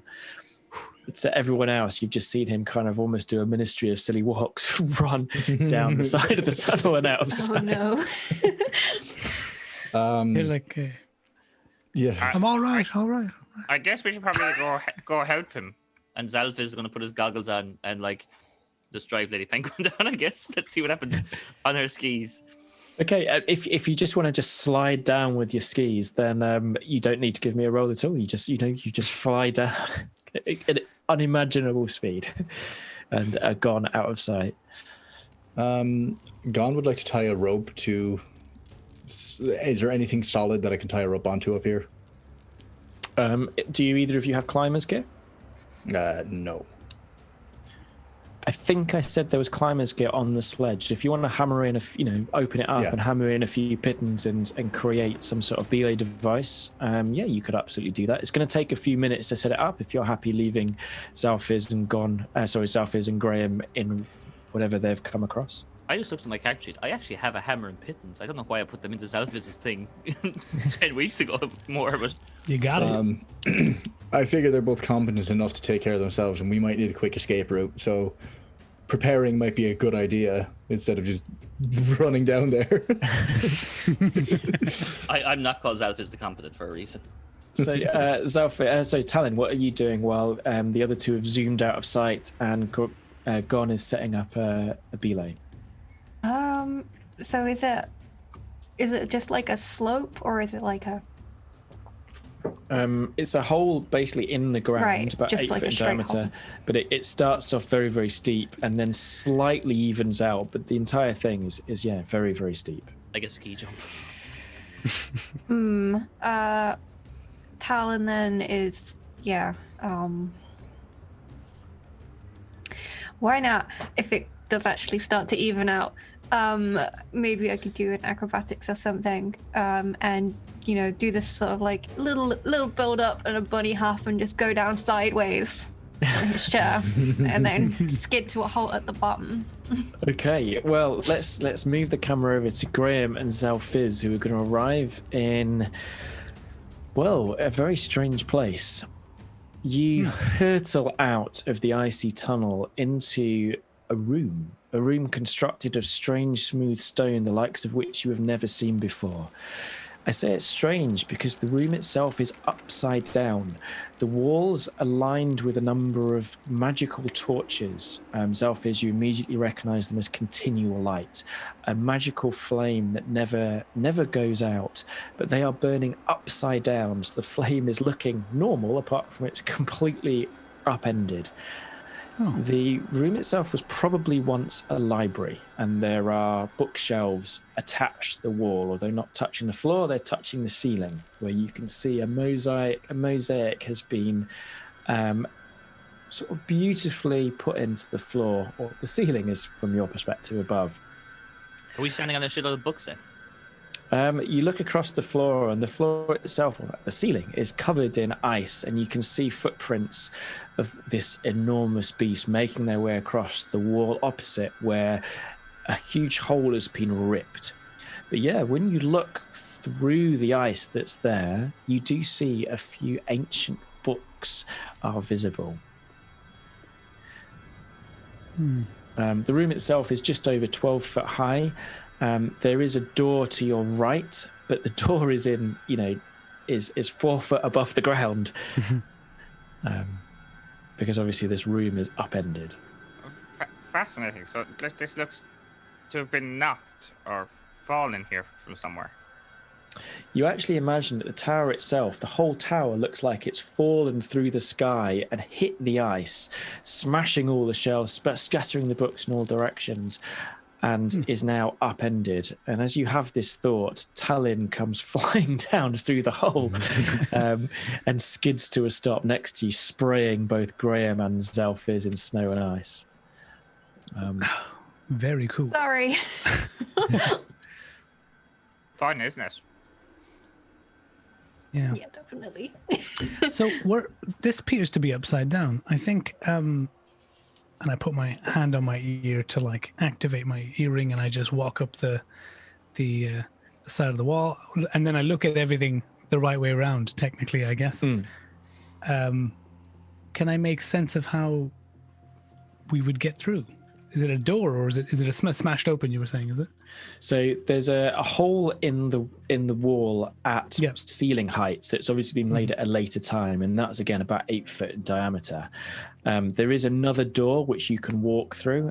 For anyone else who's on the ceiling, or for them the floor, they would have to climb over the 4 foot high sort of wall. Okay, well, I'm going to walk in upside down then through the hole. Well, the right way around, I guess. I'm getting confused about how. Well, you're upside I'm on down, the ceiling, strolling around. Yeah. Yeah. You walk into a small room, and immediately everything goes silent, like completely silent. You can't even hear your own heartbeat, your own breathing. You're in a magically silenced room. There's again beautiful mosaic on the floor underneath you as you can sort of look around. There's a few. What look like broken furniture for what you use the ceiling, for everyone else would be the floor. Oh. What else do I see around? Is there? It looks like this has crashed. Is it? So you said there was lots of books and stuff sprayed everywhere. In this silent stream, you don't see anything else. It just seems to be a wreck. So I'm going to look back through the hole in the wall. I'm sure they can see me on the other side, and I'm like. So you've gone through the doors. There's a door inside, like to your right, or to everyone else, it's to your right, and straight ahead there's a hole in the wall, which is at ceiling height, not floor height.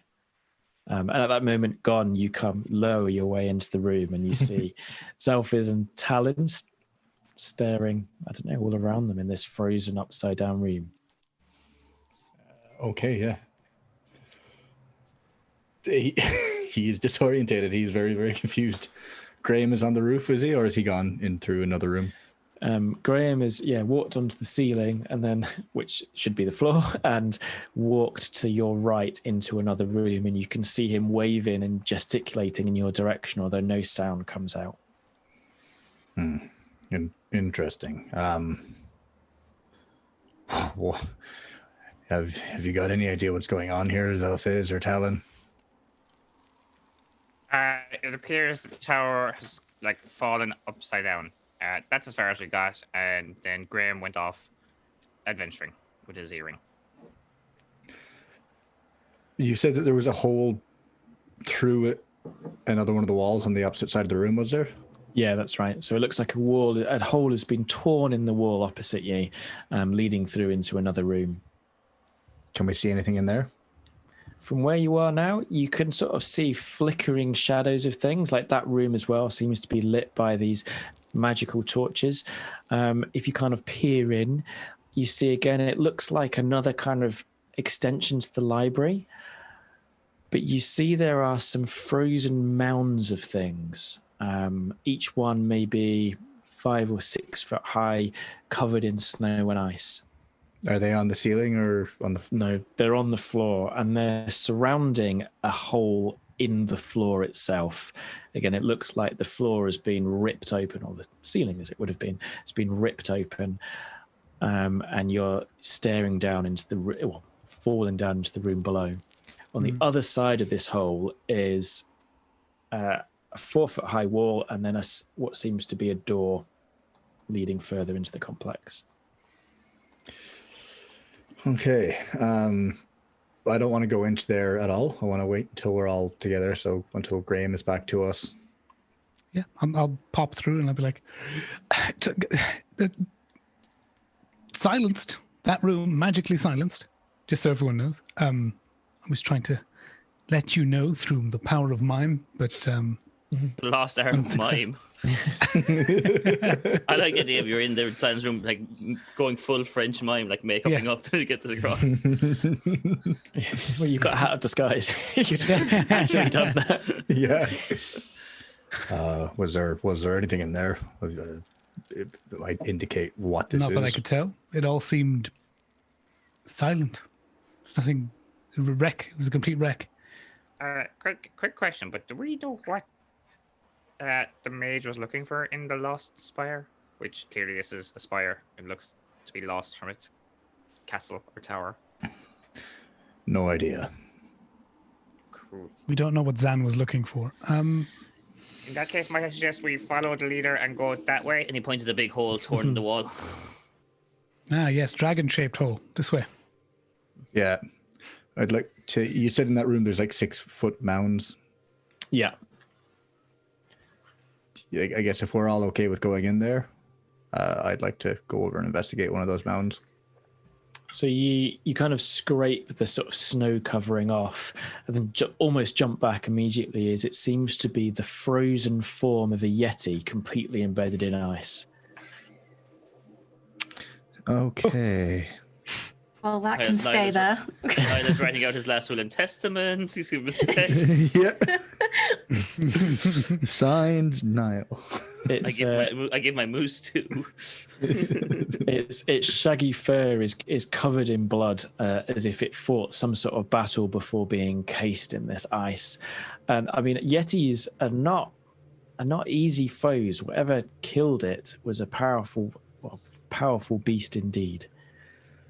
Oh, cool. Cool. So as I see Gann like peel this back and uncover this, I'm going to kind of like walk upside and going, wow. And just like, can I look to see if it's like stab wounds or like bite marks or magically singed fur? Like, can I make out what killed it?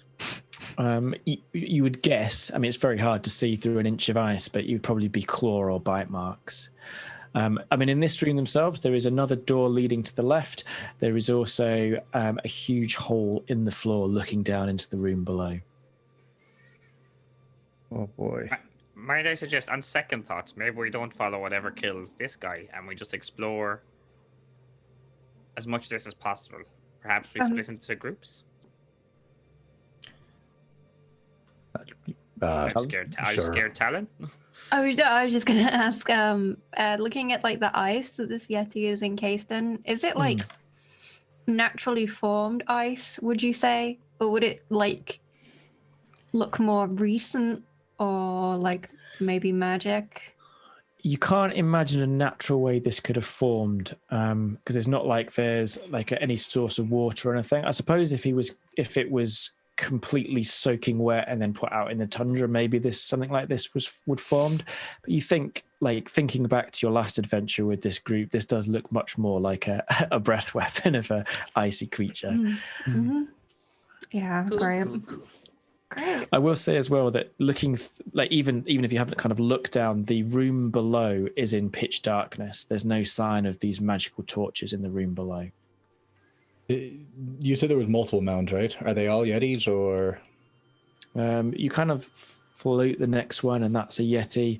You go to another one, and it looks to be like a dire wolf or a winter wolf. The last one you look at, it seems to be. You look closer, you kind of push it aside, and you're faced with two horrified-looking human eyes. And when you scrape away more of the snow, you see that this looks like one of the Reghed barbarians, just by their manner of dress. Mm-hmm. Oh. What's the plan, guys? Don't we stand around here all day? Like, what do we propose? I think we should find out what's happened here, but Xalfiz, you seem a bit afraid to go on. Are you okay? Oh no, I seem a bit afraid to stand right here where the only exit and entrance is right there. My voice is all over the shop as well. I think we should probably head down after the whatever broke in here. We're here for answers, and that seems to be. If we want to fight, oh sorry, go on. Do either of you have any kind of night vision or anywhere that you could see what's in the room below? I mean, as long as it's below freezing, I get 10 feet of light from my frost blade. Oh, then yeah. As you approach the hole, and draw your blade, it's obviously it's lit with an icy blue flame, and it illuminates much of the room below. It's a large room, or when you look closer, you see that it probably was actually quite a small room, but walls have been smashed asunder, making it into a much, much larger room, maybe 50 foot in diameter. In fact, you actually can see on one side there are actually windows that, well, obviously they just look out onto earth or ice. There is one door to your left. Obviously, it's sort of 4 foot above the ground. And you see that it is open, and there is a flickering light coming from there, as if, I don't know, someone with a torch is moving around, or maybe a candle or something. But the thing that immediately catches your eye is the gigantic creature below you. You breathe a sigh of relief when you realize it is not a dragon. There's no sign of any wings. But this enormous beast must be 30 foot long, coiled, with at least six legs, 3 pairs of legs. Its mighty reptilian head folded on itself like a snake. Its eyes closed. No, you look closer in the flickering blue light of your sword. One of them seems to be half open, an opalescent eyeball staring out into the darkness. And it is breathing softly. Guys. Yeah. What is it? There's a Just thing really down- loudly. What? There's a like a reptile thing down here, and it's big, and it wasn't a dragon that made the thing. Can you describe it to me? I can't see in the dark. Talon. It has Oh wait, he's lit it up. Yeah. Do Yeah. I recognize what creature it is? If anyone wants to give me what would it be? You certainly do it with a nature. You can also do it with a survival if you have lived in Icewind Dale, and you will have for 2 years. But survival will be, you'd need to do it at disadvantage, and you could do Arcana at disadvantage as well. I got I would- nature 22. I'm doing nature also. I got an 8 for nature. I got 8 plus 3. I got 11. So, Xalfiz. Okay, so Xalfiz, you're the only one who's heard of this creature. This is an elemental creature. It's most commonly, or creatures of its like are most commonly found in the elemental plane of fire. However, this is one from the elemental plane of ice. This is an ice salamander, a deadly creature that likes to freeze its prey alive with its icy breath and eat it at its leisure. They are very, very dangerous foes. Cool. So there's good news and bad news. It's an ice salamander. It likes to freeze stuff and kill it, and then save it for later for eating. So bad news, it could kill us. Good news, it's got a packed lunch over there. Points at the Yetis. So I suggest we maybe like scurry through this room and go anywhere else. I say we go to the room that had the person with the torch in it. I think so. Isn't that down past the ice salamander? Yeah. Oh, okay then. Say we don't I'm do going that. to use my stealth and my my earring to just kind of walk right past it. I mean, we do have this spell that Gann put on it, and Yeah. it's a lovely time to explain in character that it has. We have for what, an hour? Yes. This magic I cast should last for up to an hour, so we could try to sneak by it. We've wasted Okay. 49 minutes deciding what we need to do here. So as you're having this conversation, Graham, you're the one holding the sword, and you're kind of probably, I imagine you're holding it before you, so it illuminates Yes. the room below. Can you just give me a quick perception check? Because something moves and it catches your eye. I just want to see if you notice what it is. Let me just check. I've got no plus on perception. Whoa, why'd that come up to 31? That doesn't make any sense. That doesn't, I don't think it's 31. No, I just rolled a d20 and it did It that. looks like it rolled 2. One was in 20 and one was Yeah, in it 11. rolled 2. That's why one was a 20. Yeah. So let's say you got a nat 20. Nat 20 in his perception check. Fantastic. That's right. Okay. So Okay. with your nat 20, you notice that the door. So in the room below, there is a door to the left, and it's slightly ajar. I think I mentioned a flickering light, and you notice there is a head, a kobold head, looking through and staring up at you at this kind of flickering, flaming light that you're making, and you catch its eye, and it quickly just dives down below the door, and then the door closes. Feckin' kobolds. There's a kobold down there. Just a bit of forewarning for everyone here. They are everywhere. Yes, they are. So I'm going to try and stealth past this thing and see if we can sneak up on our little kobold friend. So you actually just think that that might have been the same kobold that you tackled earlier. Like, you're not sure, but you think it probably was. Great. And he might be a problem because we know he's noisy. When he did tell Gann, he knew where the lost spire was, so it makes sense. I mean, we knew he was sneaky. He managed to slip away from the ever-vigilant eye of Gann. Picking on God. Kuran, you were the one who felt bad for him. I did, yeah, but you know, we're in character now. It's like, I did, but you know, I want to be cool with the cool kids, so that's what happens when you're 12, wasn't it? Okay. So what are you going to do? Are you going to, I mean, what are you going to do? I'm following Graham. Graham's already entering that room, I think, are you? Yeah, but he can yeah, walk on the I'm walls. trying to sneak past this ice salamander.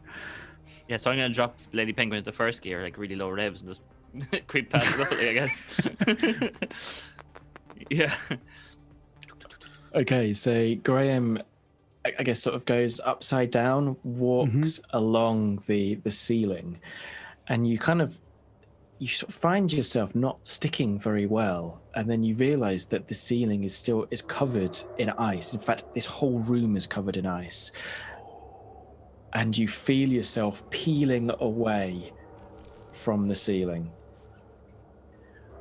And I do so quietly.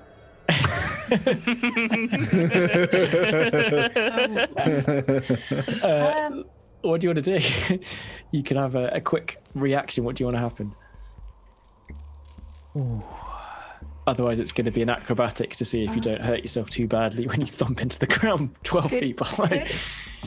Because Talin was like by the edge, could Talin try and grab Graham's ankle? Yeah, you can do that. Okay, If because you can give me acrobatics. I think that would probably be athletics because you're going to be trying to hold his weight. okay, I'm so sorry if I drop you. I'm thinking I'm going to be doing an acrobatics to try and land softly. And as I see him, plus athletics, that's just a 15. A 15. Okay, so as Graham peels away and falls into darkness, Talon's hand whips out and grabs onto his boot, and he basically begins to pinion through the darkness. But Talon, you've got him, but you feel your wheelchair edging towards the hole. Yeah, he's gonna like lean round. He's clearly got one arm in this hole, and like we'll signal for Gann and Xalfiz to do something. Like grab the chair and pull. I will grab the chair. Yes, I will grab onto it and pull back too. Xalfiz, who sees this happening, has a flash of genius, which is a racial trait or class trait that gives a +4 to Niall's roll for strength. Okay. Nice. Awesome. So that is a +5. You got some handy dandy mushrooms that you can actually grab onto with your hand. Hey, 16 +5. 16. Wow. So as Talin slides across the ice, first one wheel and then the other disappearing over the edge, Gann grabs on, and with his immense strength put on possibly by Xalfiz's his flash of genius, grabs onto a stable part of the ceiling. Maybe this was once a light fixture, and you manage to hold on to Talin and Graham, but you're kind of almost doing that Captain America thing of holding on to the helicopter where you're sort of being pulled apart. Yeah, I'm guessing I'm swinging over then. the edge. You're swinging back and forward, and when you come to the sort of center of your swing, you are directly above this creature's head. So as I'm going over the other side, like as we're swinging back again, I'm looking at Talin, and I'm like, drop me. Talin's gonna God. you're crazy. I just want. I can stick the landing. I can stick the landing. Trust me. The leg. Sweep the leg. Okay, he's like, but if he eats you, it's not my fault. Okay. So I'm And gonna try my acrobatics, I for guess. good luck, he's gonna like fling his arm where he's holding Graham to give you some extra Try and momentum. get over the other side of it. please. Wait. You know, Gann suddenly feels like Yeah, the I weight just become fly back. light, and Talon's gonna turn around in his wheelchair and just be like, I dropped him.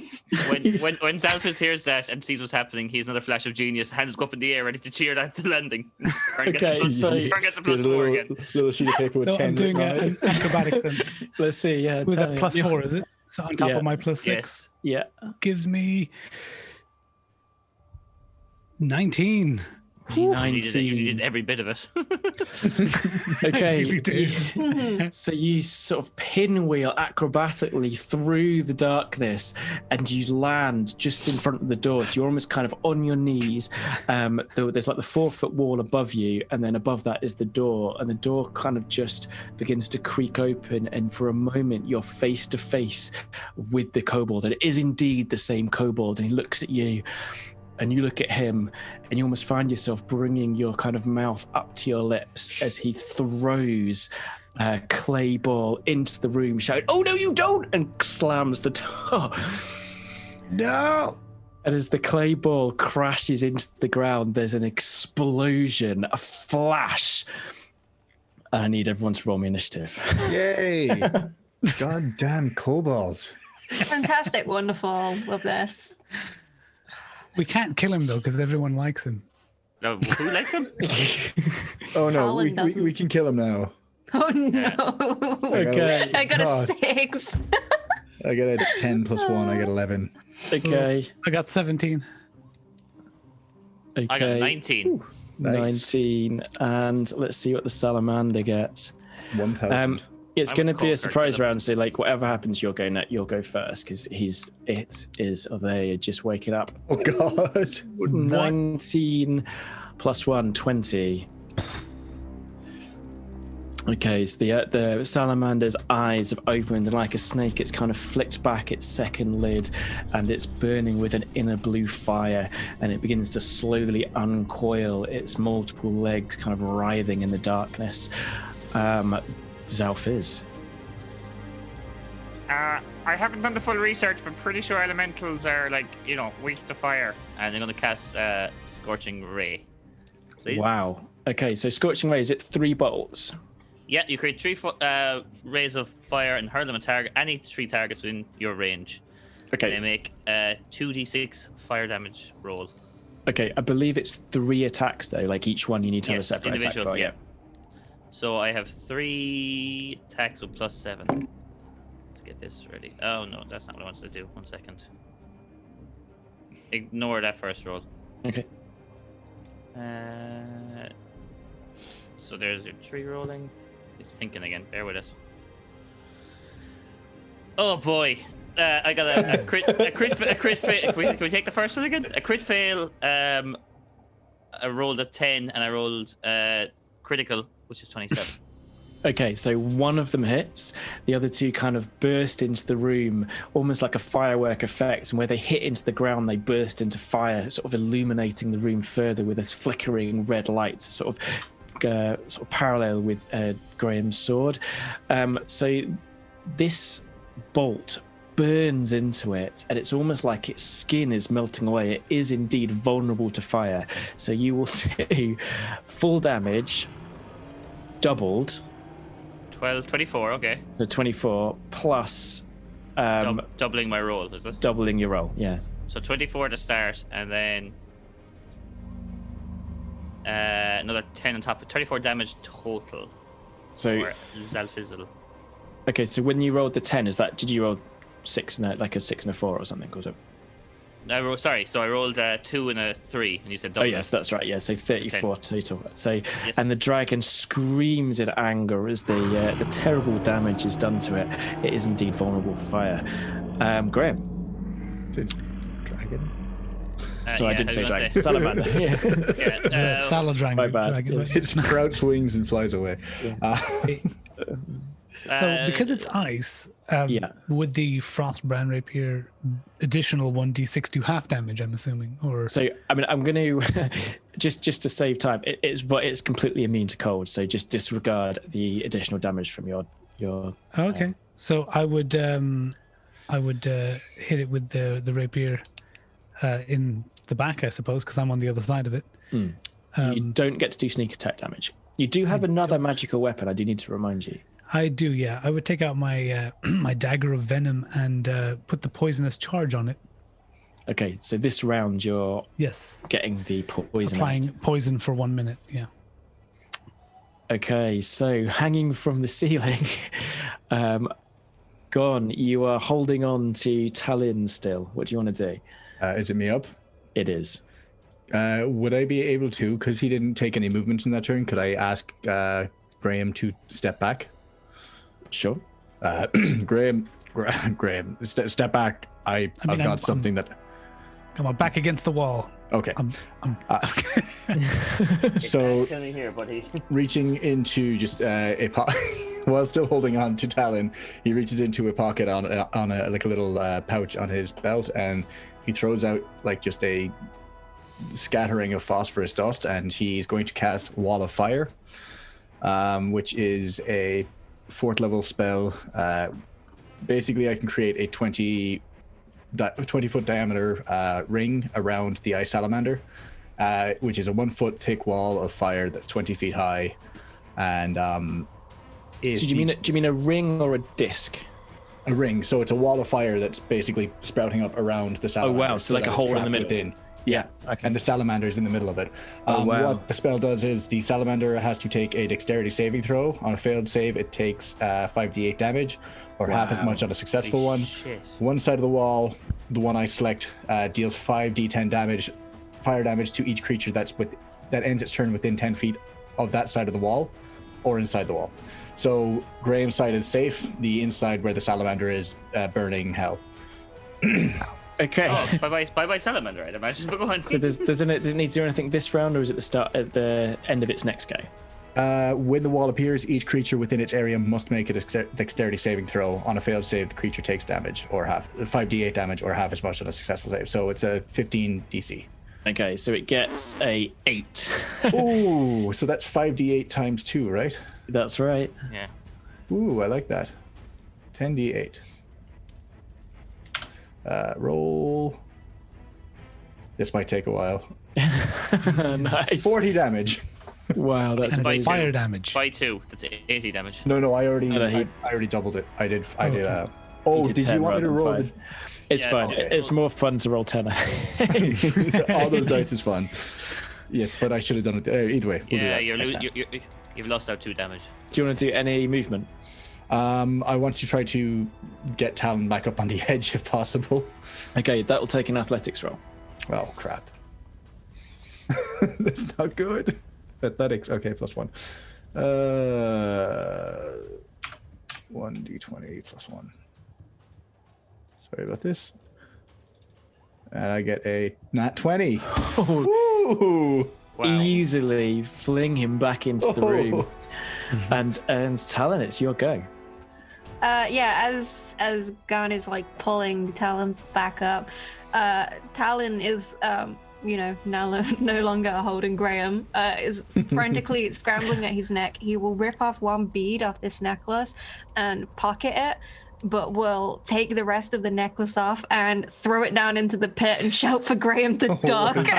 What is Jesus this? Christ. I have thrown 5 beads from a necklace of fireballs into the. Oh my god. So that's, am I right in saying that's a level 8 fireball? So that, Yes, that is 12d6. oh, is it? No, it's one. Oh no, yes, that's right. So it's 4 One, additional. yeah. Yeah. So yeah, so 12d6 damage. 12d6 fire damage. It needs to make a dex save first. Okay, so let's see how it. I'm just does. gonna. Can I go through the door with a kobold? Oh, I don't know how it's done it, but it's. Oh, I know how I'm going to describe this. So it's rolled a 21, so it's definitely saved. So it's just going to do. So it'll do the 12d6 damage, not doubling, not halving. So it'll just do straight 12d6 damage Okay. because its vulnerability will cancel out the Double damage. this The half successful damage, save. yeah. Or the successful, yeah.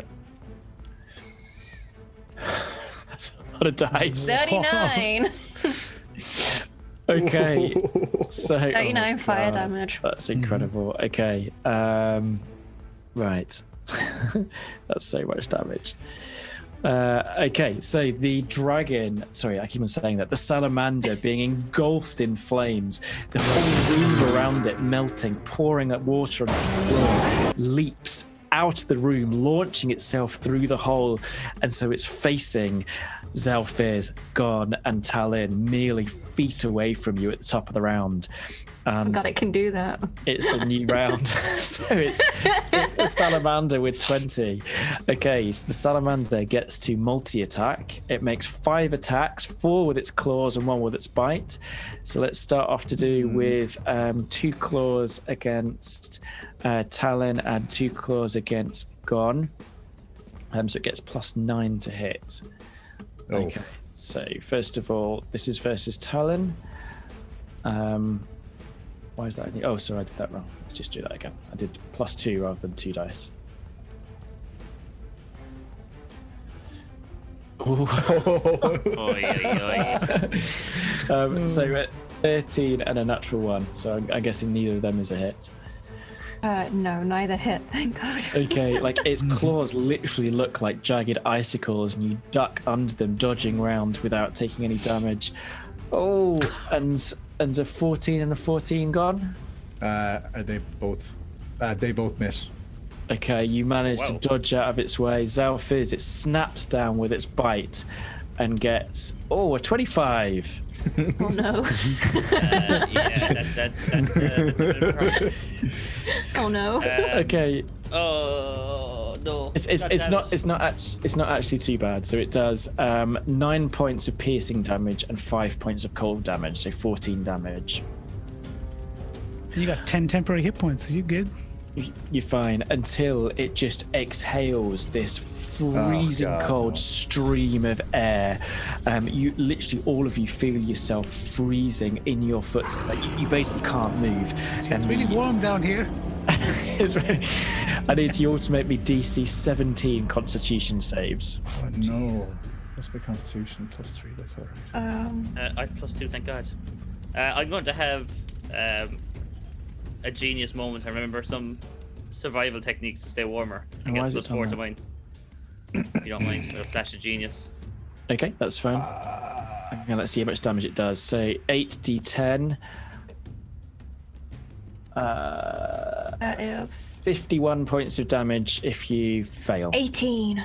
Whew. I got an 8 plus 3, so I get 11. So I failed.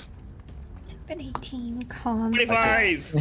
Xalfiz, took- flash of genius again. I'm shoot up. 51 see- damage to me. 51 damage or 25 damage. If I still get hit with it, can I also do uncanny dodge? So you can use On top of evasion. So you can just take 0 Oh, can I? Okay, then I'll take evasion. because you Like that. passed, didn't you? Yes. I like how you Yeah. rolled the 8 dice as I accidentally put a +1 in Joy, so I'll re-roll that, but you lost 12 damage, so you went back to the original one. You took the one off. What can I So say? do we take, is it half damage if we succeed? It's half damage, so yeah, 25. Although somehow Talin doesn't seem to have taken any damage. They've just sort of dodged around the breath, taking cover behind one of the icy creatures. I kind of see Talin like from where Gann had been like dragging him back up, that like he hasn't bothered getting up at all as the cone of ice. He's just like pushed with his hands and slid along on the side of his wheelchair. and will then kind of, tumble himself upright once he hits like the far wall or something, I think. Oof. Okay, Xalfiz, it's you next. I'm going to go again with another Scorching Ray. If you don't mind. So No, not at all. Good damage. 3d20 plus 7 to each of these then is going to be 23, 24, and an 18. They are all hits. Oh, This thing awesome. 66 by. Actually, let me double check that. It might be more fun to roll 12d6, I'm just saying. It upset me. It upset me when Niall did that because he lost 2 damage for us. So I don't, But it looks better. Fair. No, I've already given out in chat about it. Oh, I should have done this. I should have done it. I got such low rolls. I rolled an 11. Times 2. I got a 22. I got a 1, a 1, a 2, a 2, a 2, and a 3. Oh my god.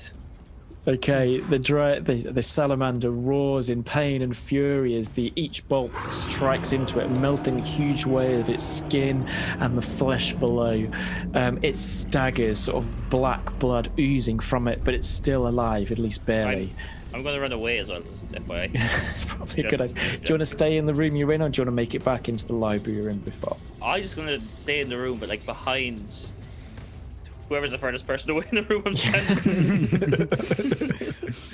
Okay, next up there is Graham, I think. Yeah, Graham in the room below. I'm going to. I've applied poison to my dagger of venom, and I'm going to chuck it from. I'm standing where the door was, and I'm assuming this ice salamander is half out of this 8-foot wide hole, and half out on the top attacking everybody, and I can hear the commotion, and and I just chuck the blade of venom, hoping to poison it. Okay, you will get sneak attack if you manage to. I will get sneak attack. Okay, so I gotta just make sure I hit first. So let's see how this goes. 15? 15 will not cut it. Your dagger of venom strikes its scale and bounces off, landing in the room above. Can I try and get through the door behind me? Yeah, so you turn around to open it, and it opens like an inch and then slams shut, and you hear this, oh no, you don't, you're not coming in here. This little fucker. You cheeky little bastard. We should have killed him when we had the chance. Yeah. I'm beginning to regret that now. Or just not being so mean to him. I wasn't. I was nice to him. Okay, so next up it's Gann. Okay, so Gann is not in good shape after that. I think I got 18 out of 59 health points left. Gann is going to use a bonus action to wild shape into a polar bear. Mm-hmm. And then, is the creature like half in the hole, half out of it? Yeah, I think so. It's such a big creature, and the room you're actually in isn't that big. So yeah. How high is the room down below? Like, would he not still be half within the burning ring? Just curious. If not, that's fine. Well, let's do it as a save. So it is, but it's mostly out, so it can do a save, but at advantage. Okay, it will still take half damage even if it succeeds. Is that all right? Yeah, that's fine. The regular damage, 70. So it's got like a 19 on its thing, so it succeeds. So it's it does just regular damage to it. Just 5d8. Yeah. Okay. Roll. And it's dead. That is 22. Actually, like its bottom half literally seems to be melting away, and this creature is hardly alive. You have almost defeated it. In my polar bear form, what Gann wants to do he wants to run over, and the two legs that I guess are holding it in the ground.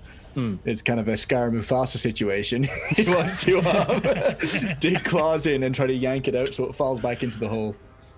Oh, nice. So Okay. Check, I guess. Yeah. It'd be opposed. Yeah. A polar bear is +5. Cool.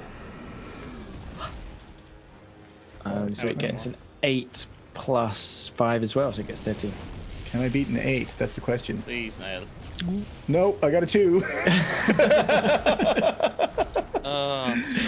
So your body slams into it and it just doesn't seem to move. Its icy claws are dug into the floor and it's like hitting a brick wall. Okay, so Talin. Yeah, let's see, Talin.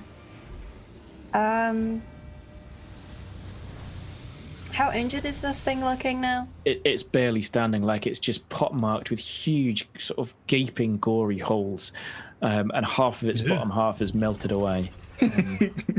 Talin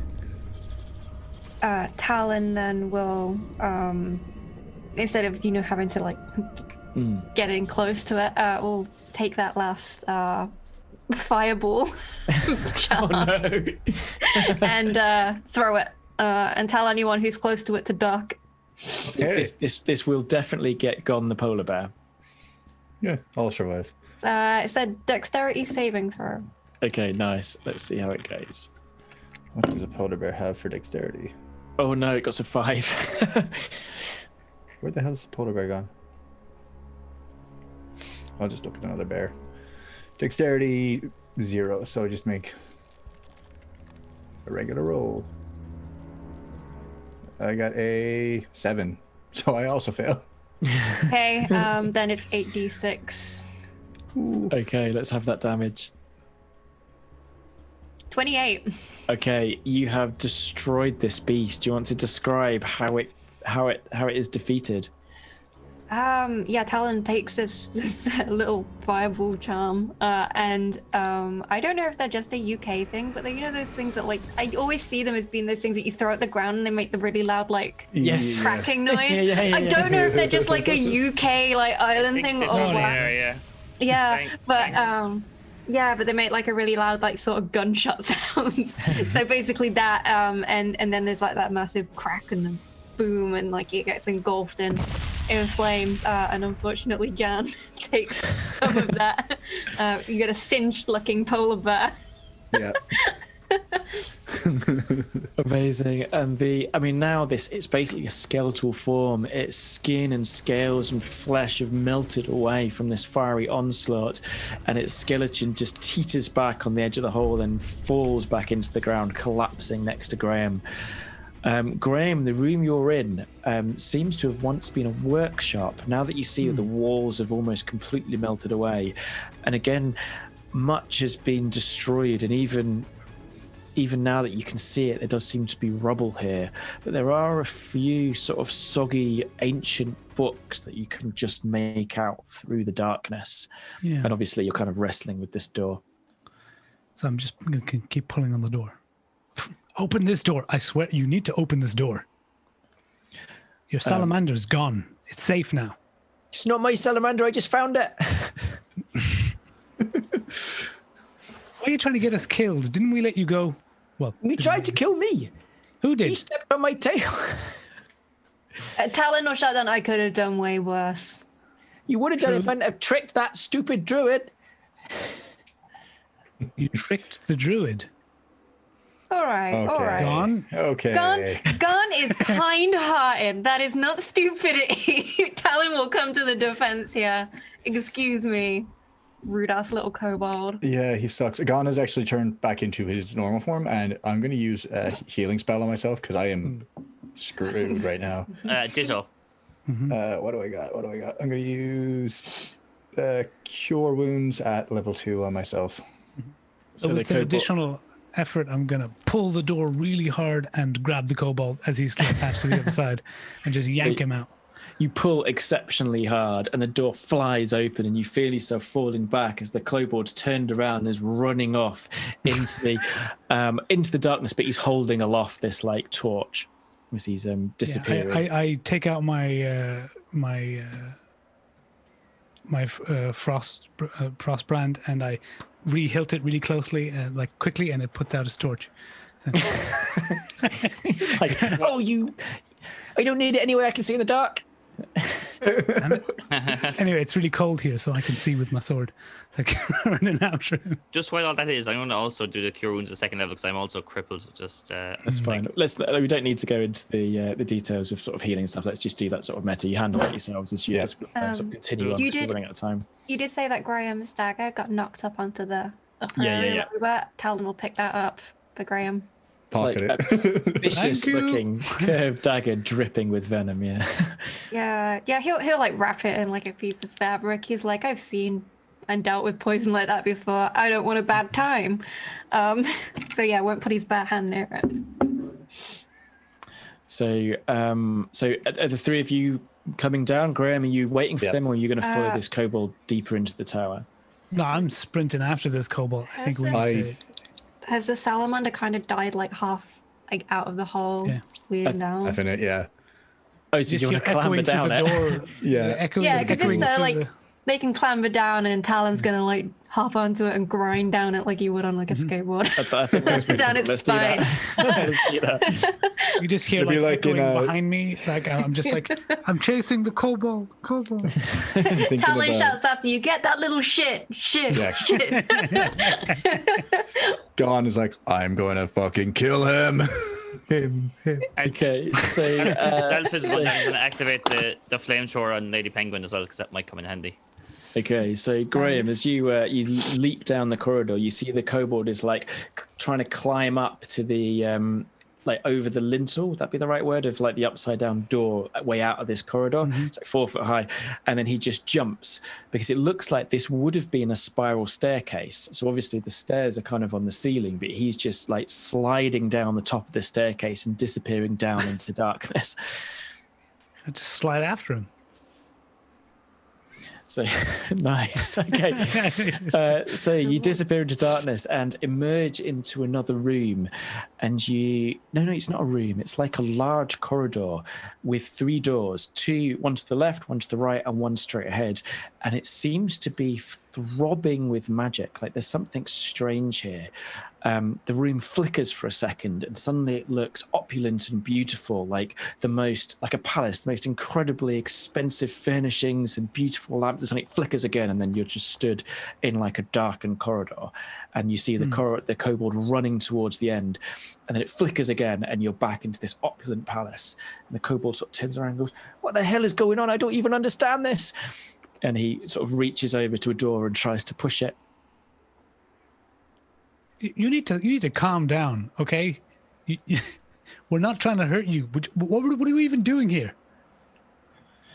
I came. My master sent here to find. And he sort of looks around to find the Red Wizard. Zan, you looking for Zan? And the door creaks open, and out leaps a cloaked figure. No one expects the Red Withers of Fae. And I'm laughing in character. I'm like, We are famous for 2 things. yeah. Our red robes and our powerful magics and our... oh, no, damn it. Hang on. And he climbs back into the room and slams the door. And when as he slams the door, I put the hat on and I make myself look like a red wizard. And like, I am Zan. And the door opens again. He goes, I am a red wizard of... Oh, what the hell? We are the red wizards. Nobody ever expects the red wizards. And you realise this is Zan. This is the man that you saw burning alive. How have you disguised it? What do you look like? I Is a look red like one of the villagers that we were who was there at the burning of him and but in red robes, just in the red robes. There you go. And he looks at you and goes, "Oh my God, please, have you come here to save me? Did Zan send you?" You are Zan. The kobold is just going, "What the bloody hell is going on?" No, I am Zan, but I'm not Zan. Zan left me here just to guard this place and research for things. But I'm not Zan, I'm just Zan. Ah, well, Zan's dead. Oh God, I knew he would go and die. Well, yeah. dead, baby. The 3 of you kind of make your way into the room as this happens. Yeah. I'm not Zan. I'm a simulacrum. I'm just ice. Gesundheit. Just ice. Hmm. Doom, doom, doom, doom, doom. Sorry. At that point, Xalfiz like elbows like nudges. God, bonfire. But you're all alive, aren't you? You can help me. What do you need help with? Well, this structure. This is an ancient structure. It's one of the 8 towers of wizardry from the ancient city of Netherall. The Lost Spire. Yeah, well, it's one of them, I suppose. But it's this. Y'all lost more than one spire. So this is the. Well, yes, I just said 8 of them. Anyway, it doesn't matter. It doesn't matter. This tower specialized in illusion magic, in shadow magic, and through that door is an artifact, an ancient Netherese artifact that can bring illusions to life, but it needs a life spark. One of you could give me your life spark. Our life spark. No, thank you. Please. I just look at the cobalt. Yes, I'm okay with that too. I'm like, I see a life spark right there. Meanwhile, Xalfiz is like, I can do shadow magic, and he goes over to the Lady Penguin and makes a little bunny rabbit shadow on the wall. Sorry. Listen, I'm a red wizard of Thay. But didn't you just say you were I'm a a red with the simulacra? Fae. Yeah, aren't you? You're just ice, aren't you? No, Just okay, ice. fine. How about this? If you'll be fine, like it won't hurt you or anything. It just needs a life spark, and we need to get here before any of the other arcane brotherhood find this place. What do you question. mean by a life spark? What's one of those? Part of your life force, like to power the machine. And the kobold looks up and goes, We don't need the machine powered. Just I know, I need it powered Would it? What Why? for? to bring me into to change me from an so- illusion into a real being, So you can be a real boy. like that. Yes. You were. For what I just don't feel you like- were a real piece of work. Yeah, I just So- don't feel like parting with a bit of myself for someone I don't know. So, Gon, when he said before the rest of the Arcane Brotherhood find this place, Gon, you noticed that the kobold looked very smug for a second. Oh God! I walk over to the kobold and I just grab him and pin him up against the wall. I'm like, "What are you doing here? Why you smoke?" He's just furious. He can't even think of what he's trying to say. He's like, "What are you doing here? Why? I helped you and you tried to get me killed." And like he raises his fist as so I punch him in the head. Do you want to give me an intimidate roll at advantage? Yeah. Okay. I got -1 to intimidate. You're part giant, right? So you holding this tiny little kobold up against a wall. All right. I got a. Oh no. I only got a 14. I think, judging by the situation, I think that's probably good enough. The kobold kind of squirms for a second. He goes, "I was sent here by my master, Valen Harpel. She got really hurt sending some bloody adventurers to the south. The teleport spell went wrong, and so she sent me here to find this place." Does that name ring a bell to any of us? Yeah, you are the adventurers that she teleports out. So Valen Harpel. Oh, sorry. The one-eyed sort of female wizard that teleported you at the end of season 1. Okay. So we are friends with her then. Are we? Oh well, Yes. yeah. I was asking you out of character. Oh yeah, sorry, I was asking the kobold. Ellen Harpel. Yeah, she's definitely an ally. Like she's How is she doing, by the way? Just asking the kobold. she's not very good actually. She broke at least one of her legs. The other one's pretty badly damaged. She fell through the sky after a bloody teleport spell went bad, and she's getting us to do all her business. We were with her when she did that spell. We are allies of Valen Harpel. So why the hell are you attacking me? You're the one who attacked us. Well, actually, they cut my rope when I was trying to run away from you. And then Because you were running away then from a murder suspiciously. Only guilty people run as well. That's I was going to heal him. That's just science. He You was can dying. I was heal going to dead heal. man. No, he was dying. I was going to heal him and try and put out the fire. Great job you did. I mean, he was pretty burnt before we stopped to. Well, and the sort of is looking really pissed off. Right? He's like, well, would you just... What was the voice here? Well, why are you just talking to this crazy kobold? Just ignore him. Come on, we need to get me back to life. Get you back to life, but I thought you were a simulacrum. No, I am. But if Avarice gets here, we're in big trouble. And like the kobold looks terrified. Oh, Did you say avarice? Avarice, yes, my, I'd say colleague, but another member of the Arcane Brotherhood. She's very, very powerful, and she's awful. If she finds this place anytime soon, I don't want to be here. I just don't want to be here. To the kobold, do we trust this thing? Do you trust him? Why are we trusting the kobold? Because the kobold just sort of shrugs.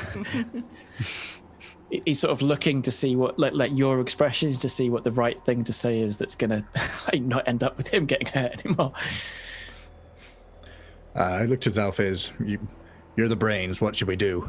I am the brains. I mean, I don't know why we want to bring this guy back to life. I don't know why we want to stay here to meet Everest. I don't even know why we want to be here at all. I say, we take this machine? If we can take this machine? Look, how about this? I will reward you with whatever you desire. I can... and he sort of looks down to his tattoos, which are kind of like flowing across his skin. Okay, look, maybe... Hold up. Information. Like why you killed those people that were helping you? Information? I don't know what you mean. I'm pretty sure you were burnt alive because you killed the whole adventurers. Right. No, I agree with that. That may have happened. I don't know. You said that Xan had died. I'm not Xan. I'm Xan's simulacrum. We are one and the same, but two and different. Yeah, but one and the same means you're still promised to help people or pay people and kill people. So I am Xan's simulacrum, like a clone. Like twins. Do you have his memories? You understand twins? I have his Do memories. Do you know what his childhood was like? Yes, up until I was made, we shared memories, and then we became two. And you instantly became a different good person. I get it. Listen, I don't know why you say he killed the adventurers. It doesn't surprise me. He hired a band of cutthroats to take him out here. If they double-crossed him, maybe he killed them. He is I am powerful. We are powerful. But I am... But the Arcane Brotherhood have always been selfish. What's to say that he didn't just kill them for his own gain? Well, maybe he did. That wasn't me. I didn't do anything. All I'm asking is you save me, and then we leave very quickly before Avarice gets here. Well, why should we save you? Why don't we just leave? Well, I can reward you.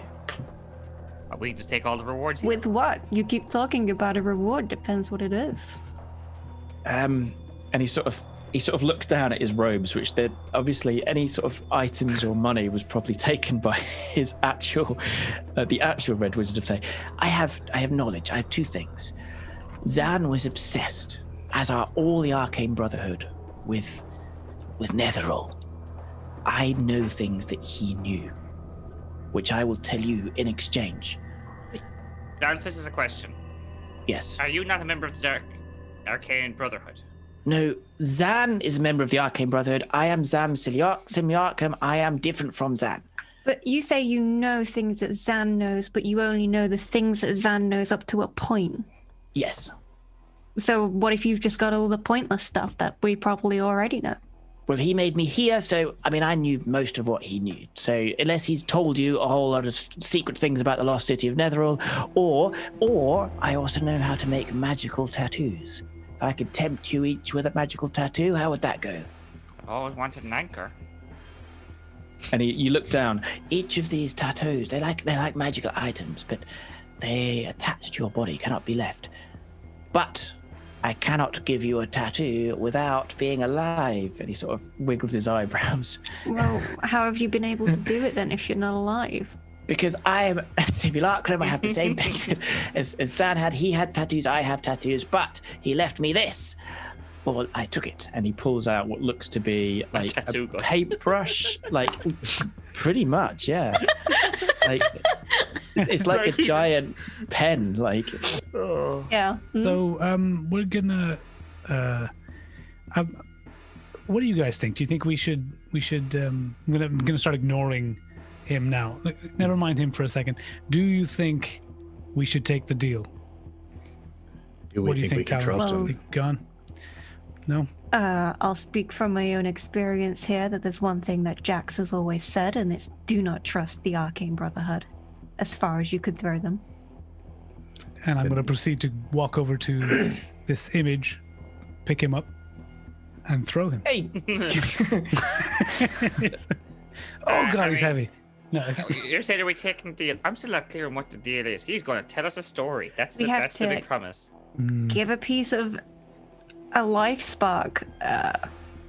Well, it started out as your life spark, then swiftly changed to a life spark.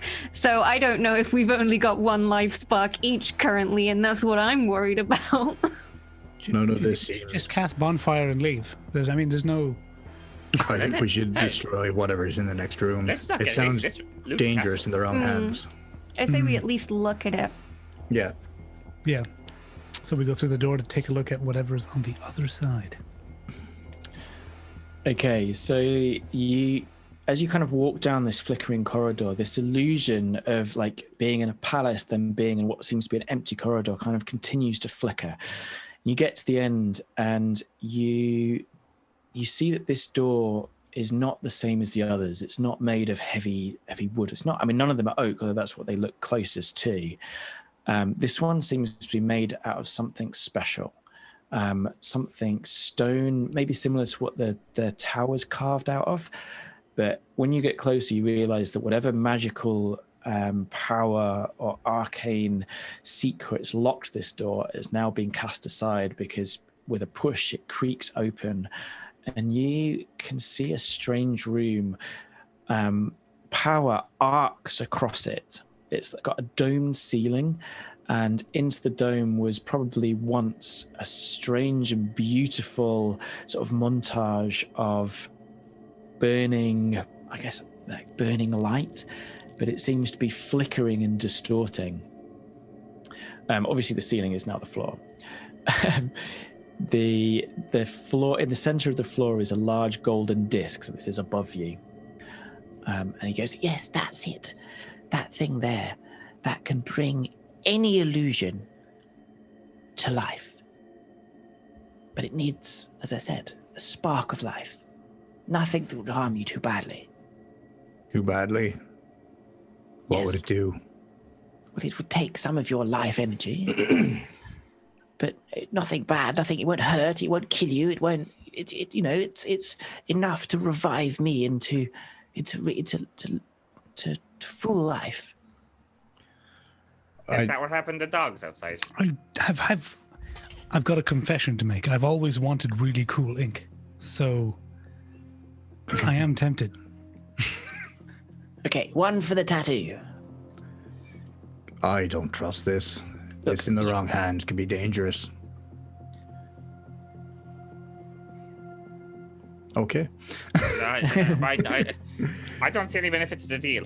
Yeah, I mean, if Graham wants the tattoo, he gets the tattoo. Okay, We can just so, take his paintbrush. So okay, I'll do you a magical tattoo, Graham. Graham, you don't mind me calling Graham, do you? Yes. And you just pass on some of your life. So can you? I mean, I could probably fly up there, but obviously I'm a simulacrum. I can't rememorize spells. I can do this once and once only. So you have to be sure. Can you get up there? Yes, of course. And so he waits for you to make your way up to near the golden disc. It says, Yeah. "Right, place 2 hands on the disc, please." Are we Okay. with just letting Graham do this? I'm doing it for the tat, my dude. I mean, if I don't lose the life spark, I'm okay to kill a guy we made a real dude. We've killed plenty before. Okay. All right. Graham, it's your choice. Be careful. We all get tats? Actually, before I put my hands down, like, everybody gets tats, right? If that's what you want, if that's what you need to. That's the deal. That's the deal. Okay, Let's do it. fine. So he casts a spell, and you see him kind of visibly weaken, and it's almost like his essence sort of flows away, and for a moment you do see the kind of snowy form that he's really made out of, which sort of hovers beneath the illusion of Zan, and he floats up to the disc, and begins concentrating. Like he's sort of hands on it. So like if for you, Graham, he looks like he's hand standing on the disc. To everyone else, it looks like you're standing upside down. And for everyone else, the spell on the ceiling, which you're standing on, begins to strengthen. And you suddenly see this room in its sort of wonder and glory that it must once have been millennia ago, when this was once the Tower of Illusion of the lost city of Netherall. And you see an elvish script. Well, it's not elvish. Gann, you recognize it. It's not elvish, but it's not. It seems to be similar enough that you can make it out. And there's some words which kind of peel across it. And Graham, I need you to give me a D100 to see if this jittery old item still works. Okay, here we go. It's an 11. Is that on a D100? Yes. Oh gosh. Okay, so the illusionary object, the simulacrum, is transformed into a hostile blob of corrosive magical ectoplasm. That works. So the illusion of Zan goes, "Ah!" and he begins to melt, and he just forms away into this sort of black ooze which drops to the ground right in the middle of all of you, and it begins to like sort of slither off across the ground to the closest one of you. And I like lift my hands and then just slap it again to try like I'm like, oh, it's clearly not working. Bang, bang, bang. I'm like, okay, and I realised that we've reached 11, and with Zan's simulacrum death and any secrets that he held, you do search the tower. I mean, actually, that's a good question. How long would you stay here? Do you want to stay here for a while and give it a thorough search, or are you worried about this sort of possibility of avarice turning up? We're going to epilogue this a bit. I think Xalfiz would vote to stay and get anything of value, because anytime he has searched anywhere, it's only helped him. Thinking of all the items we've all got. And we don't know what's, like, we're looking for ways to stop the dragon. that is true. So in terms of, would this be like hours? Would you stay here days? Like how long do you think you might stay here? I'd say 5 or 6 hours, maybe. Yeah, probably 5-6 hours. And what do you want to do with the kobold? I want to knock him out, but I don't want to kill him because I'll give up my life force if I can roll an 11 again. I'm going to bring him up to the top and put his little cobalt hands on the platform. So initial experimentations with this device will show that it has no effect. Oh, sorry, I completely forgot the life spark. So when the spell goes off, so this like caustic ooze drops the ground, Graham also drops the ground with a thud. And Graham, can you reduce your hit points to 0? Oh, right. And you are now unconscious. oh god, Problem. Gann will run So over. how are we going to get him, like, he's now pasted to the roof? It's by fine. We're magic not even in delirium? combat, guys. Relax. How are we going to get him off the roof? We get like one of those giant dusters and try and swat him off. Wait, is he up on the roof still? No. When his concentration stops, Splatted on the so did ground. Yeah. Cracked the skull, died. Yeah, I'll run over and do a medicine check on him straight away to see if he's still alive or what exactly happened. Okay, and I said I think we're going to Epilogue it. like epilogue this. So you do search the tower. You spend a few hours making your way through the strange and wonderful rooms, and this is indeed a tower of illusion. And you do sort of find these like rooms that probably look very dull initially, and then suddenly kind of flicker into life with this really opulence. Again, Gann, you're trying to kind of in your head translate what this message across the ceiling of the dome said. And you think it's something like, you must mask yourself, or you must be masked, or mask yourself to pass forward. Strange, enigmatic words, but definitely the word masks yourself is part of it. But other than any, like, a few books that are kind of locked in the ice of the salamander's chamber, and a few more in the room above in the old library, you don't find any magical items. the room, in fact, the tower seemed to have been stripped down in Zan's original adventure here. And you leave maybe not disappointed, but at least more confused by what you may have learnt during this adventure. And I think the sort of passing words that we're going to leave you all on is, as you kind of make your way across the ice, the kobold sort of looks up and goes, "So, now that we're all friends and that, do you want me to take you to Vale and Harpel and see what to do next?" Do we want to do that? That is a good question. Gann. Yes, that Yeah. makes sense. I mean, I don't want to let him. Maybe we call his bluff. Maybe he doesn't even know Valen. If he doesn't, we make him blub. Yeah. Gann's of the mind of, I want to hurt him, but if he works for Valen, then I don't want to hurt him. But if he's lying to us, I use the hat to turn into Valen, and I'm like, "Are you sure?" I think she was more Mrs. Doubtfire. Yeah. So I think that's where we're going to leave tonight's episode, and we're going to leave tonight's stream, at least from the adventure's point of view. Thank you so much, everyone, for playing, and thank you so much, Sarah, for joining us again. It's been an absolute pleasure, and the cosplay is the best I've ever seen. It's absolutely incredible. No, thanks for having me on. It was great. No, it's been brilliant, and you're always welcome back again. Thank you so much. Thank you. So we'll do a few sort of end of stream sort of plugs and things, and then I'll hand over to Owen if you want to do our sort of post show roundup. So my name is Joe Trey. I've been your GM tonight. You can find more of me on doesitroll.com.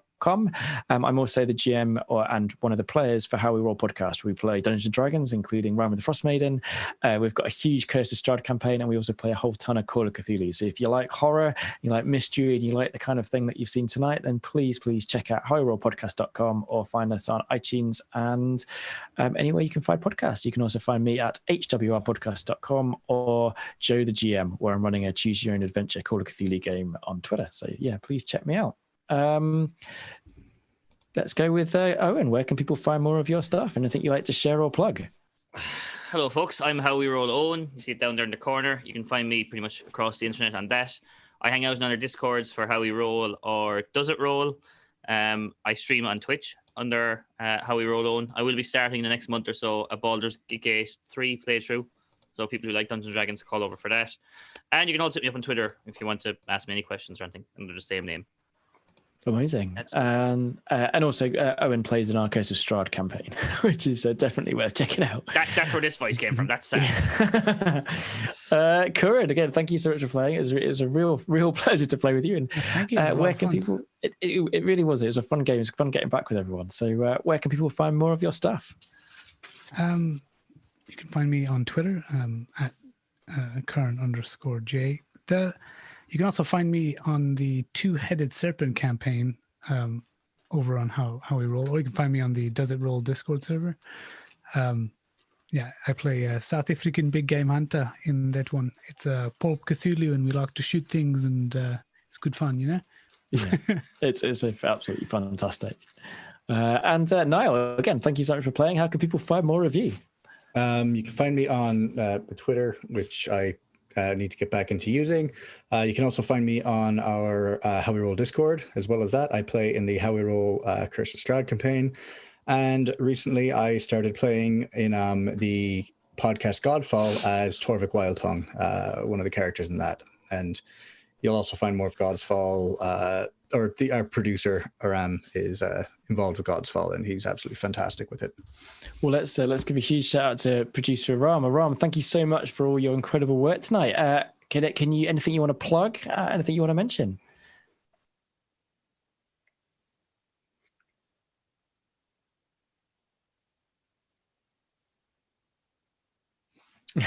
I was like,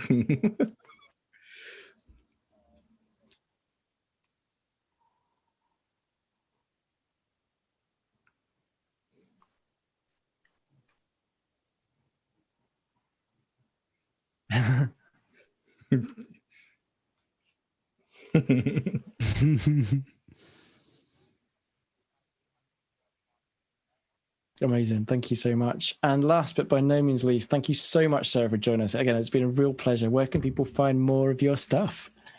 People can find me on Twitter, which I think is this side of the screen. So that's Mustangs Art on Twitter. That's pretty much where I do like everything. Talin, who I played tonight, is now a character in Idle Champions that you can unlock during the midwinter thing that they are doing. So yeah, please do that. Check that out. It's really cool. Very surreal, but very nice to have a wheelchair using character in an officially licensed D&D product. I've got more things coming up, things that I can't talk about, but there are interviews and things coming up that if you follow me on Twitter, you'll be able to like stay on top of and see and everything. And you can also check out a Twitch that I helped found, like a community that I founded, which is Heroes Without Limits. I believe it's just H Without Limits on Twitter and on Twitch. That's the words today, and on Twitch. And basically it is a community of disabled, neurodivergent, chronically ill people producing TTRPG shows and content for chronically ill, disabled, neurodivergent people. And yeah, that's a really cool thing. We also have a Discord as well that you can follow and join. And that's for everyone, whether you are able-bodied or otherwise. You're welcome to ask questions and to meet with new people. And we also have a section to help people find games for their actual home games as well. That sounds absolutely incredible. And again, thank you so much for sharing that with us. And thank you so much for being on the show. And thank you everyone in the chat for watching. I'm going to hand over to Eoghan now to do our sort of very quick post-game chat. So thank you so much. Over to you, Eoghan. We're going to do a quick chat, guys, and at the end of it, there's going to be a quick giveaway. If you want to enter the giveaway, it's I love DIR for Does It Roll, all one word, no spaces. So that was a different change of pace of a game. You happy with how it went, Joe? I guess so. We'll start with you, since your story. Yeah, I mean, there's always the thing when you plan something, you kind of think, right, well, this will take this long and this will take this long. And then I thought, well, the initial bit would be 15 minutes. And then like an hour and a half later, we're still in time because, okay, I'm going to make some cuts. Yeah. But no, it was super fun. The scene with the salamander in was just brilliant. I just loved the kind of the idea of this sort of chain of people swinging back and forth as this sleeping creature was just so cinematic. And that battle was incredible. And I was actually worried because it's a pretty high challenge rating. But you defeated it with fire is its weakness. Like fiery beads and scorched earth and all kinds of like the salamander it's not that bad. It's only 14 damage. Like that's 25% of my health if I didn't have temporary hit points. Still not good. So it has this thing that when you do heat damage to it, like fire damage to it, which it's resistant to, it basically resets its frost breath. So I guess in theory, it could just cast it again and again and again rather than having to roll a 6 each time. So if you'd had less fire, then it would have been a longer battle, but hopefully it still worked out the same way. Kobolds are always fun. I couldn't resist doing that Red Wizard joke. I can't even get the weapons joke from. The Red Wizard joke was great, but we have to give props to Owen. The Arcanine Brotherhood was the worst joke of the whole stream. Thank you. I was so proud of it. I was so happy. Chat where like nobody enjoyed it. It was great for me. I didn't actually hear it until that was just said. That I just nodded along when everyone was going nuts. I was going to not say it. I was like, I gotta, because I'll just try to wedge it in somewhere where it's not natural otherwise. Yeah, the one thing that didn't happen is that Avarice is going to be a major character, possibly an antagonist, possibly a protagonist. It depends how sort of things work out. But there was a chance that she would turn up. But obviously, when the timings meant that wasn't possible, so she's just going to be lurking in the shadows for now. But again, I don't think that matters for this episode. All right, cool. So someone else is going to be terrified of. I just going to go around the table for the players because. Like for me personally, at different points, like I don't know who is more. I didn't think anyone was an ally in this situation. I was like, I don't know who's more of a problem here. The Cobalt guy who seemed really shifty, the Red Wizard who's maybe murdered people or maybe hasn't murdered people, the town folk which we just didn't engage with at all. I think we've dealt with enough mobs. Like yeah, we're done with angry mobs.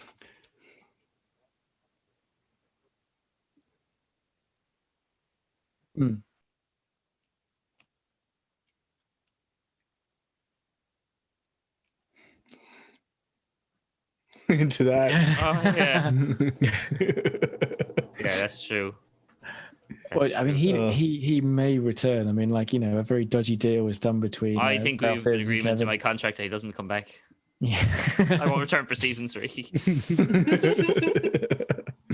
I don't know. So, like, what was your feeling going around the town, guys? I guess, Niall, what were you thinking at the start of that? Because I think we were a bit slow to make a decision because, well, for me, it was because everything was terrifying. I was just curious to find out more stuff about why this guy was killed, and I thought it was fine. Once we got what we needed, we just went. I thought we found out afterwards because I went and had the chat with the guard, right? That was the dressed up as a guard. I was like, yeah, that red wizard, eh? Yeah. Yeah, it was Joe. I'm glad you did what you did, which is just put us at the spire after that, because otherwise we would have probably faffed about. We would have went to Bryn Shander. We would have just spent ages doing stuff rather than just getting to where we needed to go. I think that's just part of by doing, you know, when we've got 3 hours to do an entire session, like, say, I mean, the way Icewind Dale, Rime the Frostmaiden is structured, you've basically got 20 mini adventures, and they say that each one is between 5 and 8 hours, and some of them are definitely more on the 8-hour side. And, you know, we have 3 hours. So whatever happens, we have to condense it. And it's always about like pulling out what's the best bit of the adventure and what's the important bit for the campaign. And I just love the idea of an upside down dungeon. And I know that we didn't get to explore the whole thing, which you could have done. You know, I definitely did shortcuts and sort of push rooms together and cut other rooms, which you know, if you do the campaign, you could explore this properly. But I felt that hopefully we got over enough of that. Yeah, it was good. I enjoyed it. I think it worked. Yeah, it's cool. I have a question for Talin or Sara. Where did you get your necklace? Oh, the fireball necklace? Yeah. Well, for me, this, like, I've kind of put this in Talin's kind of timeline where he's still doing a bit of work for the Bregendarth. He won't tell you that he's doing that, but that's what he's doing. So having like a fireball necklace is like something he's picked up kind of along the way. It's kind of like a quick get out of jail free card. Yeah. And I didn't know that we were going to be facing any kind of ice monster. So the fact that I picked that was like such a good choice. It turned out to be. So yeah, that was fun. Joe was thinking that. Plus, I always have really liked that magic item ever since, like, because it had like a pretty prominent scene in Dragon Heist. There is there's one that goes off and causes a whole big problem in Waterdeep. So I've always kind of been a bit of a fan of it after that, and I like giving my players it as a reward item as well. It's a fun thing. You can use a DM as well. It's like if like you get into a fight and someone tries to grab your collar, it's like, do you grab the necklace? And it's like, yeah. Bye. Yeah, it was definitely cool. Other than that, I'm just looking at so like what we didn't really learn much about is the cult. So like I don't personally I have an idea there's a cult going around and some devil demon is running it. But I'll go to the players first because Joe will know more than we do, obviously. Has that been referenced at any point before? Do you remember? I know, Sara, you weren't here. Well, you were in one other episode, but I don't remember it anywhere else in the story. I'm just thinking it might be the Zentarum, but I'm not sure. I'm sure that we'll get answers off of Valen, maybe. Maybe, hopefully. I'll ask Kuran as well, but he'd be like me. He's like, didn't happen this episode, so maybe not. Oh, do you remember Ed and Kuran? No. Okay, that's pretty much it. Was it? So the way the book is structured is there's very much different acts, and I think like Act 1 is very much around the Grey Dwarves and the Chardalin Dragon, and that's what that kind of leads up to, and there's lots of standalone things.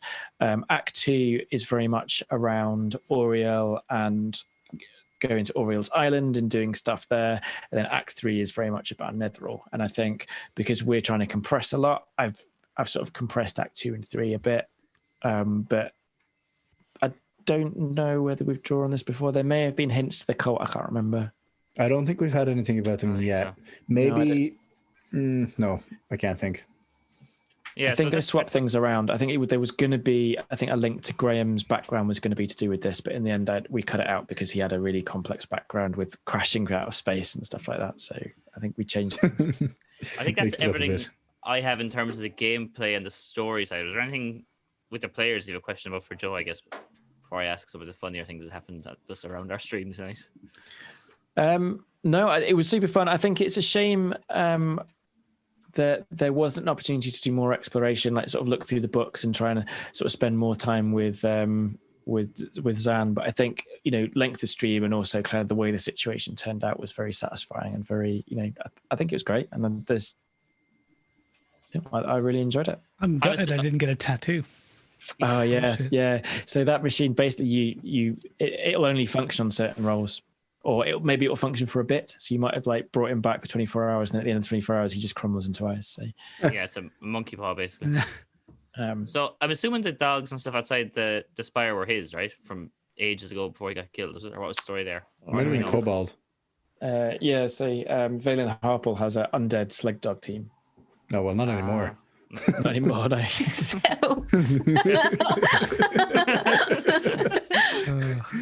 So after that, I don't really have any questions. It's going to call out some hilarious highlights for me. We talk about Joe's alarm going off to count us in. Oh my god! Yeah, Joe didn't realize for so long, Joe. I didn't know. It's one of those things because we had an alarm to count down when it was starting, and it went off. And I was like, "This can't last forever. I'm just going to try and power on through." And it was just trying to read it out while this alarm's going off. But obviously, I'm trying to read from my screen. I didn't know it was going to go on for like a minute. We thought you couldn't hear it because of the. No, I was trying to read over it. It was so noisy. Yeah, there's people searching Amazon to see how good your noise cancelling headphones were. Yeah. That happens again, just like tell me and I'll just start it again. All right, then the other highlight, and Aram, you can come in for this, but Aram talks is like, not if you can hear me, and then everyone in chat types in star, no, not star.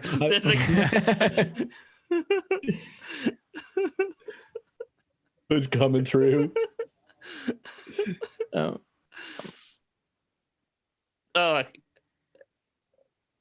they can't. Okay, so I forgot. Okay, I'll give Aram some dues here. Like, he's done an amount of work to get it up and running today. OBS, as a guy who streams, is a nightmare program. It does a lot of things great, and then randomly just stops working. Aram got a kick out of everything his audio was supposed to do, working when it shouldn't have, not working when it should have. Like now. I think they could all hear me now. I think I can be heard now. But yeah, so all of the audio that I was saying to only you guys went out on stream. When you interviewed me and when I put a question in just then, no one could hear me. So it was the exact opposite of what I wanted. But somehow the stream held together today.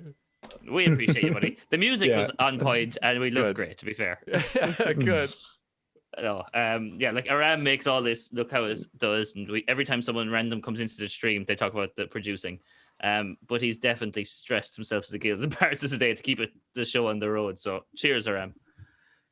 I think that's it. The only other comment I have in my notes here, at one point Joe was talking about something. I think it was when I had the dagger, and he just had a screwdriver in his hand. He was waving it around, talking. Yeah, I was. For about a minute and a half. And the chat was talking about it too. So I've recently. This is in new rooms. We've recently had an extension built, and I've like had to build the desk very quickly. So I've got like a desk I've put together. Because of that, I've still got tools lying around. So I must have just picked it up just wildly. Didn't even notice. I was playing with a screw. Initially, I thought it was like, oh, he's made props, and I was like, oh no, it's just like it's just screwdriver. Yeah, not even a good screwdriver. I think that's it. Unless anyone wants to add anything, I'll give us one more round of. Oh no, I'll sorry to do the giveaway, and then we'll do one more round of shitting ourselves out, I guess. I will check, but I think we've confirmed. I think Laugh Love Lindy is joining us as next week's guest as we're heading to Revel's End, the frozen maximum security prison on the edge of Icewind Dale. Wow. Cool.